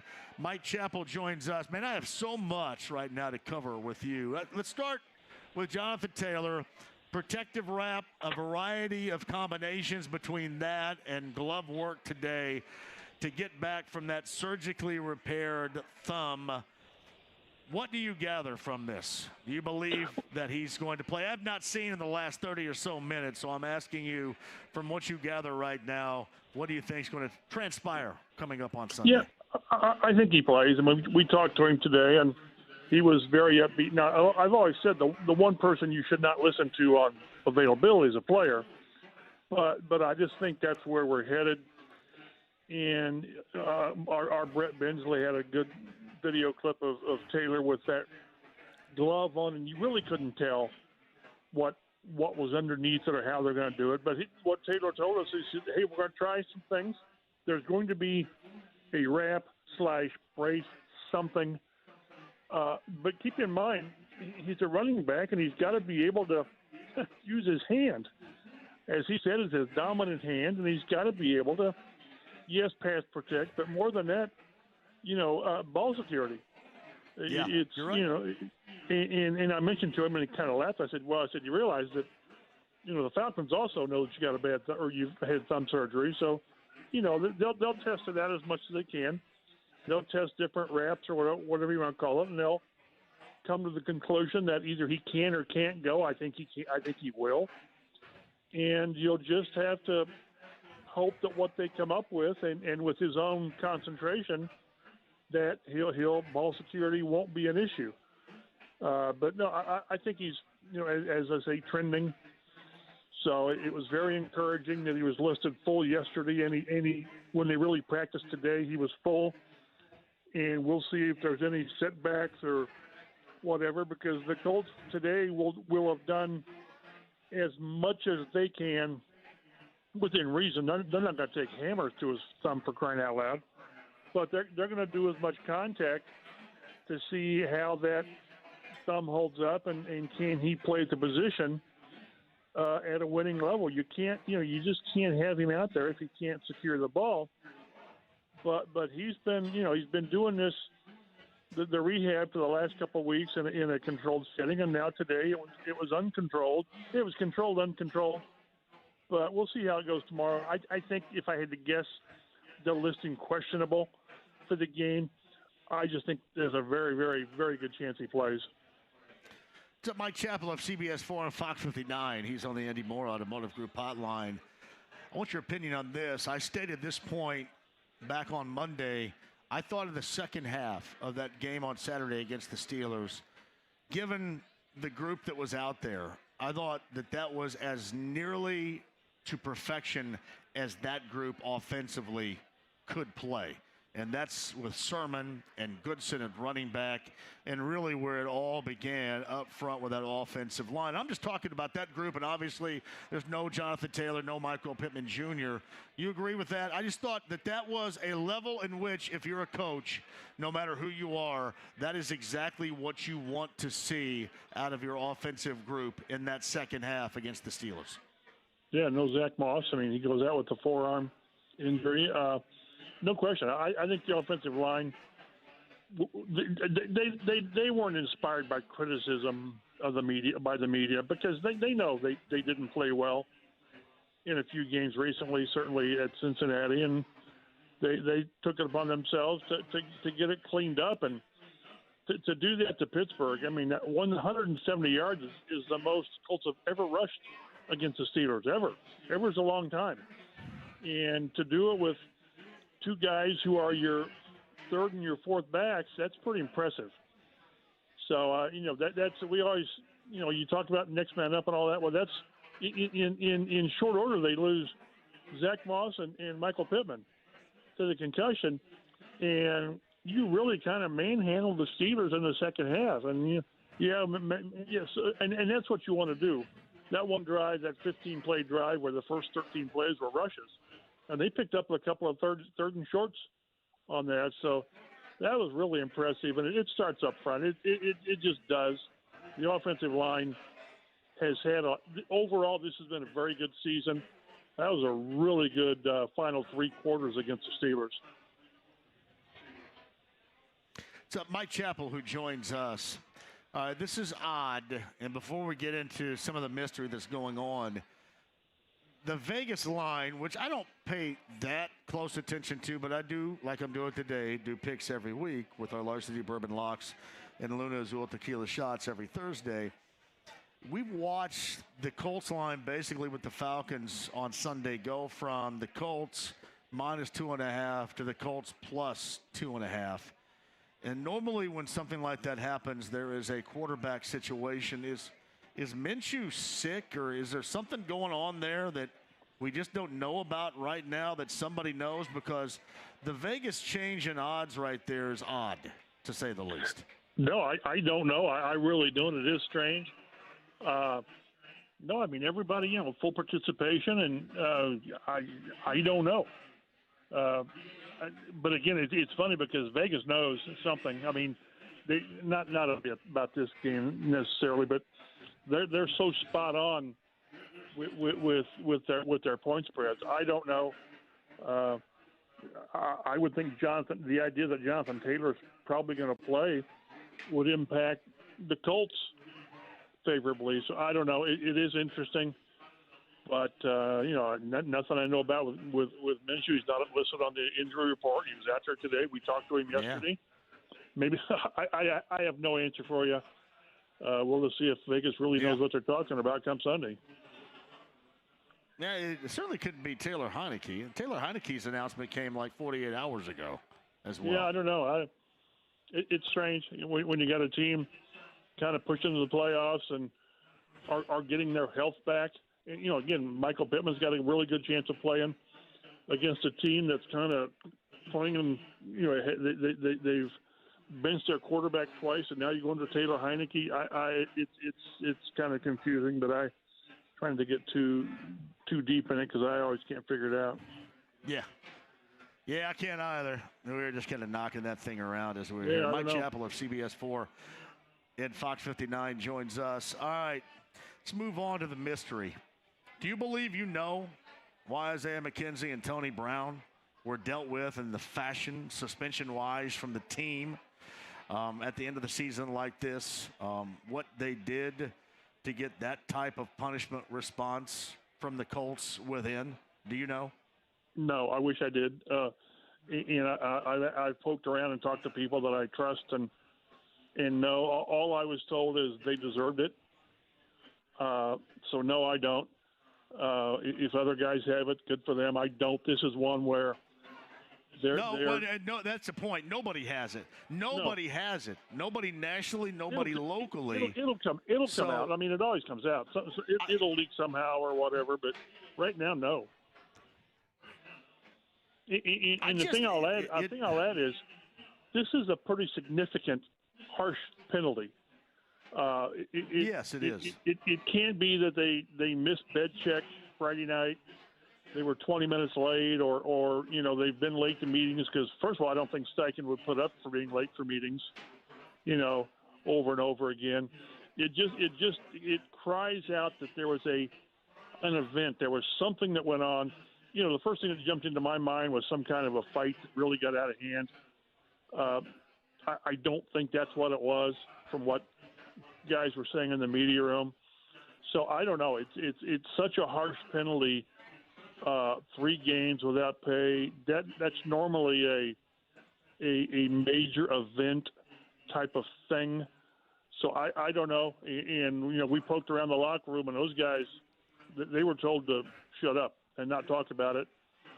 So it'll come out. But right now, if somebody's got something, good for you, because I sure don't. No, and that's the point I was trying to make. Nationally, locally, and it just makes you wonder how egregious a situation we were talking about. I don't know, and what you're saying, I don't even know, to me, if there's a precedent, at least in recent history that I'm aware of. No, because I was, the Colts player's been dealt with like that. The last one I can remember, and I'm sure I'm missing somebody, Rick Venturi suspended Eric Dickerson back in, what was it, 1991, whatever it was. Conduct detrimental is such a, and I wrote about this, it's such a broad term. It means something different to different teams, but it gives you the discretion to say, yeah, that's conduct detrimental. That's why I say it had to. The only thing that Shane Steichen talked about and mentioned a couple of times is that we have a standard here, and players and people will be held accountable. That's why I say these guys did something at a high level. If it was just a fight in practice, if it was just being late to meetings, then you can handle it internally by inactive a game or whatever. This is a totally different level. I can't think of too many times across the league that teams have done this. So yeah, it's funny. Whenever you don't know, you really, really want to know. But right now, I have no clue. And again, as I say, if somebody knows, then good for you, because I really don't know. It's just, do you think that it's something in the locker room, something in the facility, or? Well, see, that's why I thought some kind of a physical altercation that maybe started on the field and went to the locker room. But no, I don't know. And the thing with when you don't have information, then it leads to speculation, and no one around here is even remotely thrown something out there that, hey, it might, because that's irresponsible. You can't do that. But it's one of those rare times that when the coach says we're keeping this internal, they're keeping it internal, and right now it's not leaking out. It's really impressive that it hasn't got out by a player telling somebody off the cuff or an agent that you're buddy with or whatever. But right now, it's the cone of silence, and these guys are doing a really good job of maintaining it. Yeah, a lot of things bounce around in your head being around here as long as you have and as long as I have. And I guess without any proven answers, any concrete answers whatsoever, I mean, it does make you think that they go this far to make sure that nobody says anything, that it's something that would sure to be embarrassing to the organization. Well, and I'm telling you, there's no doubt in my mind that a lot of people in that building know exactly what happened. Of course they did. I mean, you don't take this move and then you go to the team meeting on whatever, Monday or Tuesday, and there's 2 empty seats. No, I mean, this has been addressed with the team. They know. So you're talking, 60, 70 people or whatever, more than that, know. Yeah. And they're but again, that's the way. It shows you that Shane Steichen is putting his fingerprints on this, and they respect him. And the accountability thing is a huge, huge thing. Not saying we didn't have it before. They didn't have it before. But these guys are putting their trust in the coach and the higher-ups, Chris Ballard and all these guys, and they're gonna maintain what he wants to do. So and that's it makes it tough on the media, and they don't care. But that's the way the locker room needs to be, where you don't have guys who leak things because whatever reason. This will come out. We need to have a pool on how long it'll be before this comes out. But right now, it's people who need to know, and you don't need to know. So that's kind of where we are. I will tell you this: by now, in the past, it would already have been leaked. No question. So, I'm impressed with the lockdown that evidently this organization has over the group.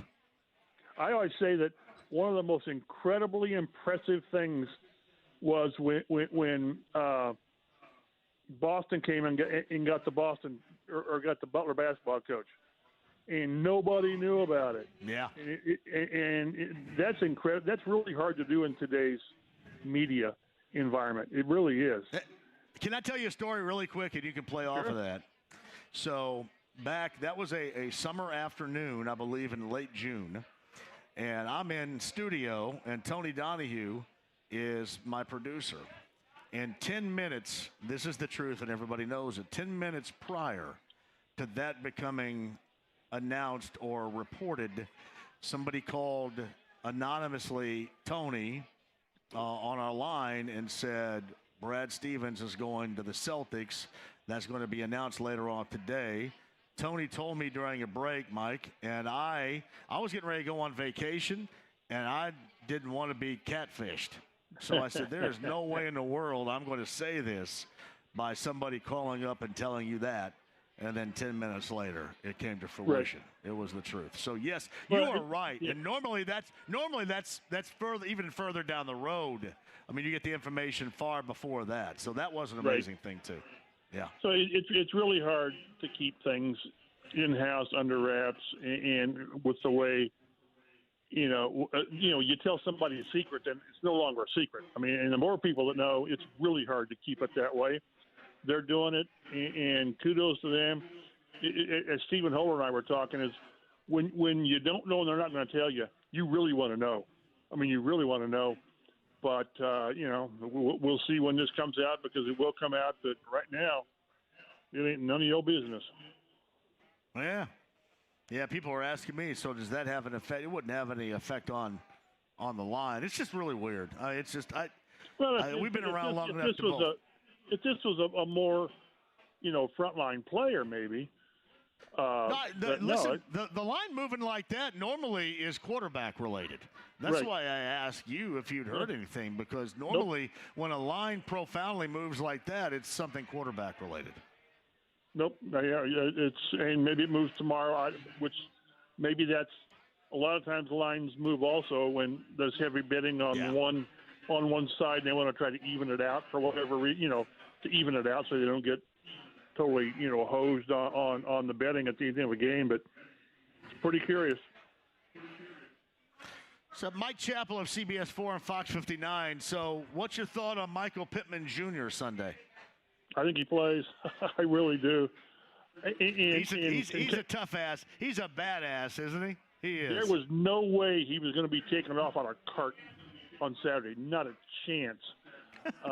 All the targets he's had this year and the catches, he gets lit up a lot.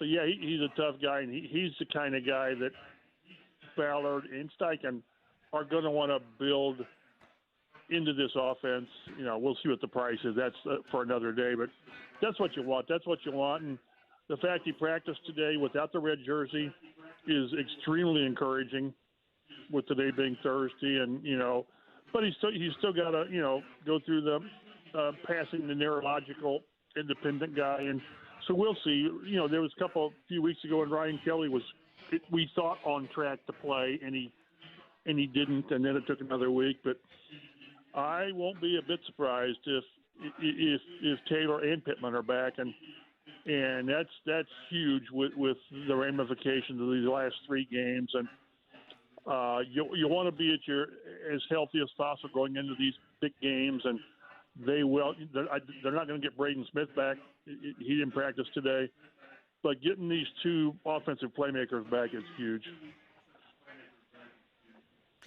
Yeah, it's interesting, too. And Mike Chappell joins us on the Andy Moore Automotive Group hotline. We watched that game last week, and, looking around for this and looking around for that as far as offensive answers. And Gardner Minshew often takes a lot of heat, and then when he makes mistakes, I mean, rightly so, that's what's going to happen as a quarterback.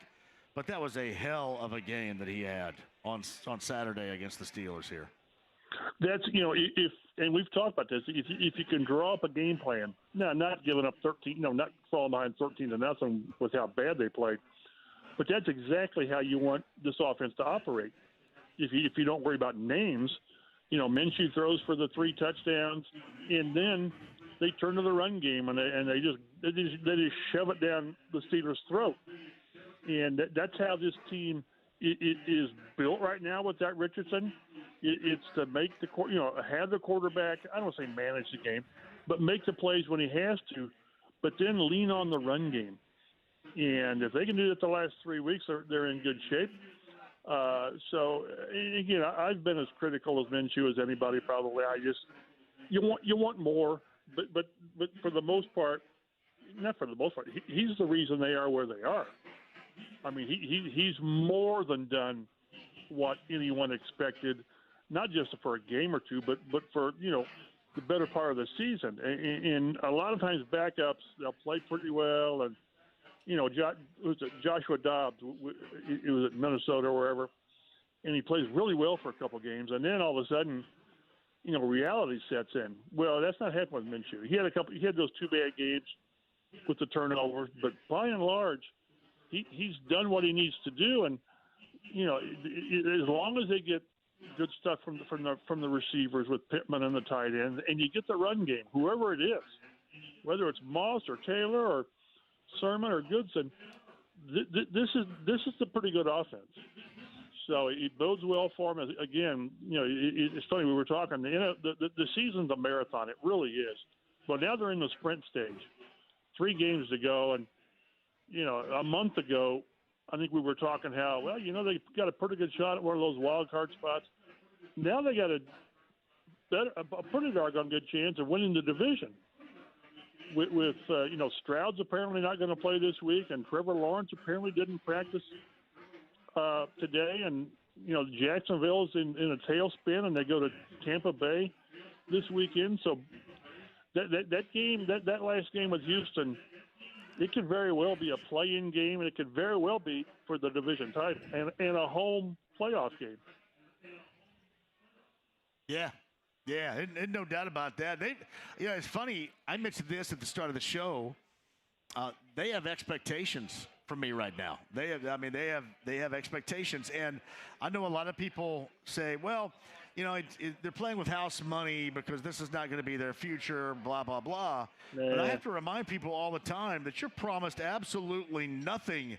When you're in this situation, take advantage of it. Don't apologize for people saying, well, look at their schedule, it's so soft, or this or that. Yeah. Take advantage of it when you're in it, because you have no idea whether or not you're going to have this fortune. And given the fact the Colts, how they've lived in the past handful of years, that good fortune hasn't been a part of it. So embrace it. Well, yeah, we talked going into the season, boy, just wait till they get out there and they got Richardson once he gets his feet on the ground, and then you got Taylor coming back.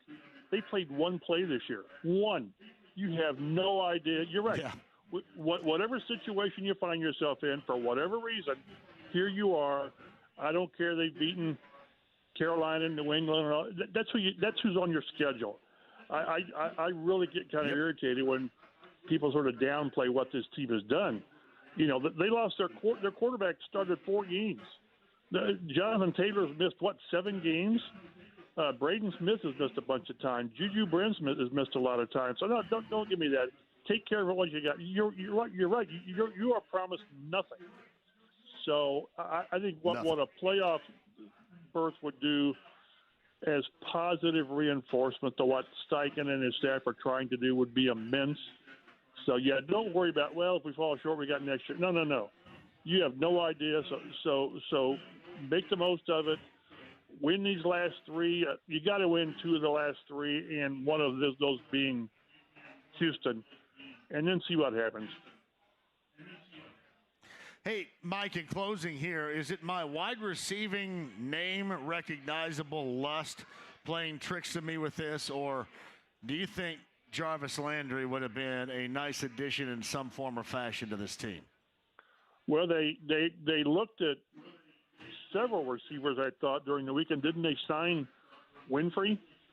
They signed another guy or 2 to the practice squad. So, that to me, that's a name. And these guys are more interested maybe that's just playing. I thought initially, man, that guy, for what he has done, and maybe he's not anything like what he has done, but for what he has done, sounded really interesting and helpful to me on this roster. But again, you're bringing a guy in December who hasn't been here, at least with the guys. I think they also looked at QT, so he's been here. And maybe if Pittman would miss extended time, you do that. I just think this is a team that really, really likes to have guys around who know their way around the building, and they know the system.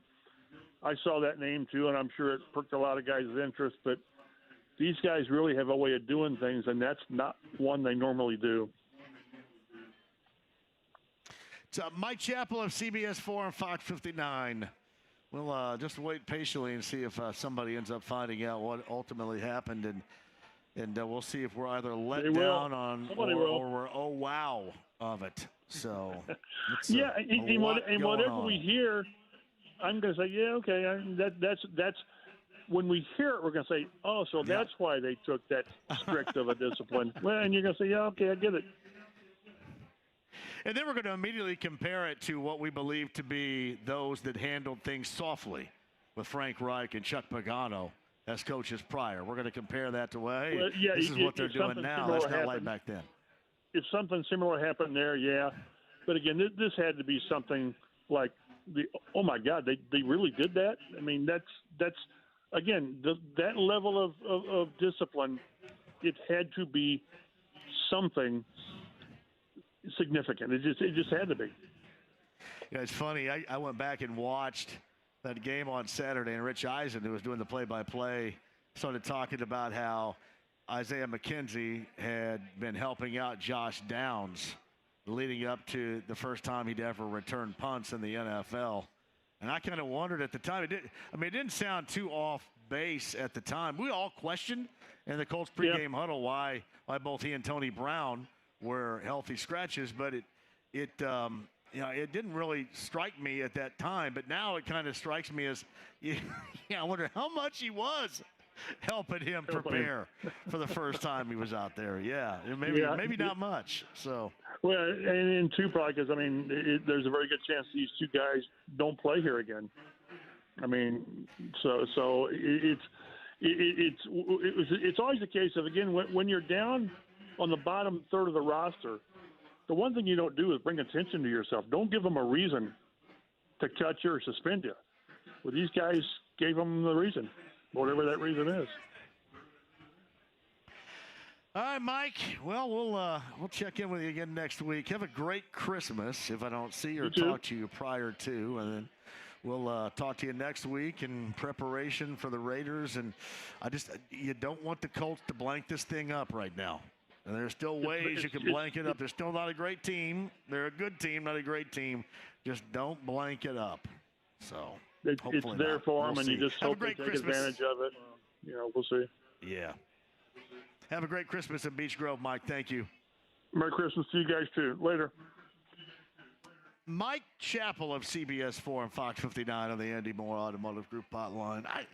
When I heard the name Jarvis Landry, and I think I mentioned it as well as I could. Maybe it is my ongoing lust for name recognizable wide receivers here. Maybe that's just it. Maybe he's well past it.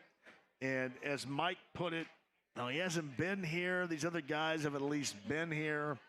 But when I first saw the name Jarvis Landry, I thought, oh, man, that makes sense right there.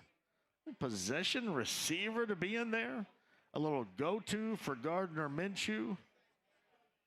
But again, I do have a lust, and I'll admit to it right here. I have a lust for name recognizable wide receivers and why Chris Ballard should add them all to his roster. So that is a bit of an issue. Mike Chappell, podcast 1075thefan.com. Eddie Gill a little bit earlier. Busy show coming at you tomorrow, a Bud Light Blue Friday with Raiders Colts tickets to give away. We are going to be at Twin Peaks.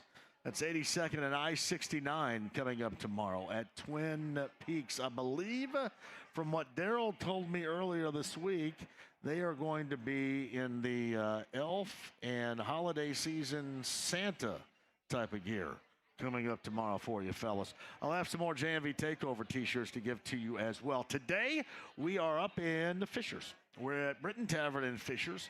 State Road 37. Love to see you. The Larceny Bourbon Locks, Luna Azul Tequila Shots. Thursday. Week 16, we went over. Travis, the general manager, and Brent Holverson and me a little bit earlier.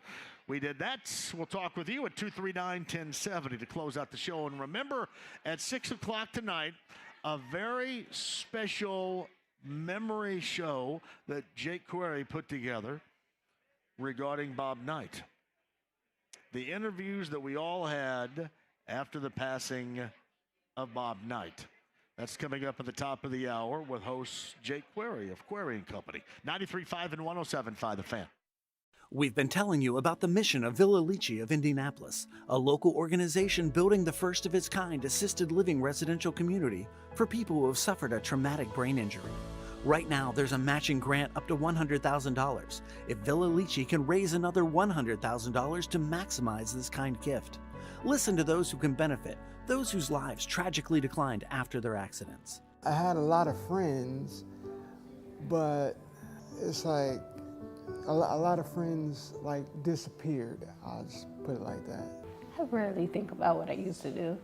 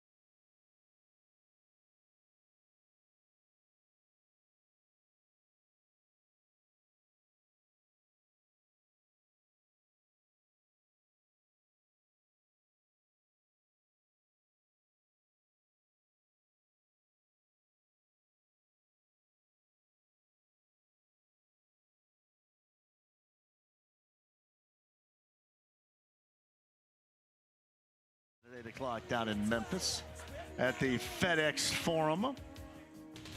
So his home debut tonight, and if you saw his debut after that 25-game start of the season suspension, because for whatever reason he can't stop taking pictures. All the NBA saying, hey, can you just not be in all these pictures with guns? Can you not do that? But he is back tonight and making his home debut. Pacers off that win over the Hornets tonight. Last night, I should say, tonight. It's an 8 o'clock start. 7:30 of pregame coverage right here. I also mentioned that Jake Query narrates the remembrance of Bob Knight. And Jake and I have talked about this show, which is upcoming. That's at 6 o'clock tonight. And if you know Jake a little bit, you know him to be, especially during the Knight era, there is nobody that knows more about IU basketball. Seriously, and I mean nobody during that era as a fan as he was growing up, the Bob Knight era, as Jake Query, and he narrates the memories of Bob Knight. And what that is, that goes back to early November when the Hall of Fame head coach passed away. And we, and I mean us here on the Fan, whether it's KB and Andy in the morning or Jake in the midday or me in the afternoon, I mean, I remember that day specifically. We were down on a Thursday for a Larceny Bourbon Locks and Luna's Oil Tequila Shots at Coach's Tavern. And I had, Ryan Carr, who was a manager there, who was the head of scouting player personnel for the Pacers. Brian Evans, friend of this show, was a Big Ten Player of the Year and talked about his time with Bob Knight. And then Mark Patrick, who I started with over at WNDE, Mark Patrick, who, if there was ever a go-to interviewer for Bob Knight during his time there, especially when you consider the late 80s and into the 90s, let's just say the 1990s, if there was a go-to interviewer, then it was Mark Patrick, and he was just absolutely incredible. And you had that with us, and then you had WIBC had a number of interviews with people too. And that's all got to come together, be put together, and memorialized in what is going to be a show at 6 o'clock tonight. And it's the remembrance of Bob Knight. The host is Jake Query. That is coming up at the top of the hour. Don't miss any of that. Cam's the on-site engineer. Nathaniel in today for a sick James. James going to be back, I believe, on Sunday. Brent Halverson is now gone, but we have a local legend with us. Brent Halverson is our betting analyst. Local legend, Jim Romanek. Romy, as everybody around knows him. I'm thinking, Romy, that you are probably more well-known than most people around here. How many years have you been in this business? 27 this year. That's incredible. Everywhere I go, I mention, that's all I have to say, Romy, and they talk about you. I used to drink a lot when I first started. I was out quite a bit, Jay. You were out quite a bit. Exactly. So next week you're going to be in. I'm going to be in for Brent Halverson. I'm going to be in for Brent Halverson. I'm going to be the Jim Sorgi, the Bubby Brister, the Don Strock. I'm replacing the legend next week, Thursday at Taylor's Pub 2. With Taylor's Pub 2 up in Nora. Yep. We actually did a Bud Light Blue Friday up there. We always do back when it's still warm and we could sit outside. We were outside at Taylor's Pub 2, but that's always a fantastic place to go. 100% Kyle and the gang. Yep. We're going to have fun. Chelsea, actually, she's going to be the new picker. We got to get Chelsea in as the new picker. Absolutely. She's going to be doing picks. And actually, she's going to have to try. I think she might beat Mike Doran from last week. Mike went 12-2-1. Yep. I need a little bit of that love right there. I don't think I'm going to be 12-2-1. Now, you've been in a variety of places. Now you're with Heaven Hill Distillery and working closely with Brent. How are things going? Things are going fantastic. We're just, the business is going great. The brands are on fire. Yeah. It's just Heaven Hill's such a great company, family owned since 1935. Couldn't be happier. Just like I said, right place, right time when I ran into Mr. Halverson one day. Yeah, well, we were talking about, too, in terms of cinnamon whiskey, the Evan Williams Fire, and I know that there are other brands out there, but there is nothing better than that in terms of cinnamon whiskey. I couldn't agree more. Yeah. Couldn't agree more, my friend. Right there on top of the list. And, this time of year, too, I know people serve eggnog at their parties, their holiday gatherings, and Evan Williams has the top-rated eggnog out there. We have the number one eggnog in the U.S., my friend. All right, and the other thing is, too, you may know Romy from the JMV Takeover every Saturday night, which begins, again, the 2024 season begins on New Year's Eve. That is a week from this Sunday. So a week from this Sunday, we'll be back on, and you hear Romy often call in for requests, or his better half, the lovely Sarah, who calls in requests. Now, how's this last month gone without the JMV Takeover in your household? We've had to change up a little bit, of course. There, you know, she loves you, my man. So yeah, right back at her. She's had to change it up, but I will tell you this much: she has already begun her 2024 playlist. Yes, and it is actually she has broken it out by eras, and she is really looking forward to New Year's Eve, and she is going to be. She's got a special surprise for you on your food on New Year's Eve. Oh, New Year's Eve food. I love it. And what's going to be great about it, too, is it has grown into something incredibly special. And I love to see that. But it is something on New Year's Eve that's always even extra special. DJ Skids put together a really cool package on New Year's Eve. And normally we end up going, trying to think, New Year's, that is, the Colts will play earlier that afternoon. So basically, I'm cool with going as late as possible. I think I went until 1 a.m. last year.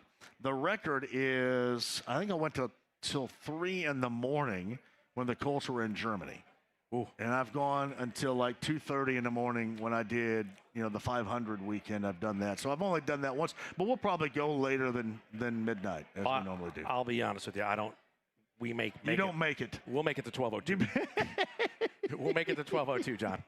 It is awesome. All right, one more time, Romy. Where are we going coming up next week? Taylor's Pub 2 in Nora. Going to go see Kyle and the gang over there, Clinton and Chelsea. Like I said, love it. She is the new bar manager. She took over for all three places. Going to be doing the order. She's amazing. You will love her. She's amazing. My man Romy right here. You know him. Appreciate it. You've known him for 25 years or more from that standpoint, too. Thank you, brother. I appreciate you. Appreciate you, Tell brother. you lovely. I said hello. Oh, I will. That is the great Jim Romanak right there. Romy, for short, if you will. On our Larceny Bourbon Locks and Luna Azul Tequila Shots, this is a Thursday, week 16 at Britton Tavern. Remember, they got a lot going on tonight, a lot going on this weekend. Jambox is going to be up here. We saw Jambox, Cam, I believe, played on the stage before a Colts game earlier this year. Jambox is exceptional with music that you know and you love coming up here this weekend as well. All right, quick break. Final time with you on the other side. Tomorrow's a Bud Light Blue Friday. We're going to give away Raiders Colts tickets at Twin Peaks at 82nd and I-69 on a Bud Light Blue Friday. I'd love to see you there coming up tomorrow. And again, we'll have JMV Takeover t-shirts to give away for that event as well. That is coming up tomorrow. Twin Peaks, 82nd and I-69 on a Bud Light Blue Friday with Raiders Colts tickets to give away. All right. Good to see you, my man. Coming up, we'll close it out here at Britton Tavern on a Thursday. Larceny Bourbon Locks, Luna Azul Tequila Shots. 93.5, 107.5 The Fan. This is a special alert to all Americans who own a vehicle with less than 200,000 miles with an auto warranty about to expire.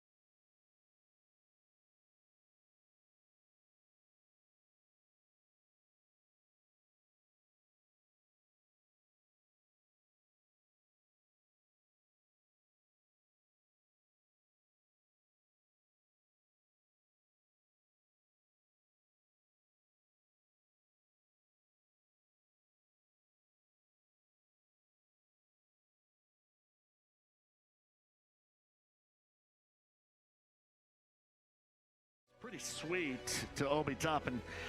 Pacers win. Pacers second of a back-to-back. Of course, on the road in Memphis coming up later on tonight. You can watch that right here. 7:30, your pregame coverage as Pat Boylan will get you going. I promise you that. And then game time is at 8 o'clock. Hey, by the way, Britton Tavern here. Shout out to Kurt Bedwell. My man Bedwell is originally from, we're the same age. We played on, I'm trying to think here, 1, 2, 3 of the same Greene County Babe Ruth teams. And can you imagine that motley crew? One of the lasting memories I have in 1984, our 14-year-old Babe Ruth all-star team from Greene County, we were playing in actually I've got a couple. One is we were playing in Princeton, and we had to stay overnight, and luckily up the hill from where we were playing was a great Holiday Inn Holidome, and we absolutely destroyed that place. They said, you hillbillies are never allowed to come back again. Destroyed the place. But this goes back to when I was 13. This is a true story. You all know Anthony Thompson, right? Anthony Thompson, the former IU great, still involved within, I believe, last check, right, Indiana University. Just one of the greatest of all time, if not the greatest of all time to play at IU. Well, he had a brother that was my age named Ernie Thompson. And Ernie Thompson, people would make the argument, was more talented than Anthony. Like, Anthony was just a hard-ass. Anthony, I remember playing at the Hyper, and we'd go shirts and skins. And Anthony would have this muscle in the back of his neck, and I don't even know what the hell that thing was. I mean, it's just a big muscle. But Ernie Thompson was what many people would suggest just a better natural athlete. We were over there playing, and Bedwell, who's across from me from Linton High School is where he attended, but from Linton at the time when we were 13 over there in 1983. Ernie Thompson, I was actually playing in right field. I normally am a catcher, but they needed me in there for my bat, and they let the coach's son at this time for Greene County play catcher. And Ernie Thompson laid down a bunt and got to third. I blank you not on that. I don't even know if our catcher, I'm not going to mention his name, I don't know if our catcher just was a bad catcher or if Ernie Thompson was an absolute blur. I think it's probably a little bit of both. A little bit of both. An absolute blur. But when you talk about an athlete when he was 13, he ended up going to Terre Haute North, right? Ernie Thompson, he was something back then. Spent a little bit of time in the NFL, most notably for the Rams as well. Good to see Kurt Bedwell here, the pride of Linton, Indiana. Hey, great. Thank you very much, Travis and the gang here at Britton Tavern. Busy weekend for you. Great to see J-Law's getting ready to go on vacation. Jimmy's over there, too. Jimmy's dad's in the house. My man Music Mac is here. Hey, tomorrow, by the way, we're going to be at Bud Light Blue Friday with Colts tickets to give away. We're going to be at Twin Peaks. I hope to see you there. Thank you very much, Romy. Thank you very much, Cam. Nathaniel back at the station. You as well. Jake Query, Memories of Bob Knight, our extra special episode. You'll love it. That's coming up next. Enjoy. The holidays are here, and at Lover's Lane, finding a gift for the one you love has never been more fun. Sexy and provocative lingerie, petite to full sizes, exciting games for couples, massage oils, and intimate bedroom essentials. Sure, Lover's Lane has gifts for the naughty, but we also have the nicest and coolest gifts too. Who needs mistletoe anyway when you've got Lover's Lane, the gift and toy store for grown-ups? Want a gift that's sure to please? Give a Lover's Lane gift card. Santa's Little Helpers are making their way from the North Pole to Twin Peaks, December 20th through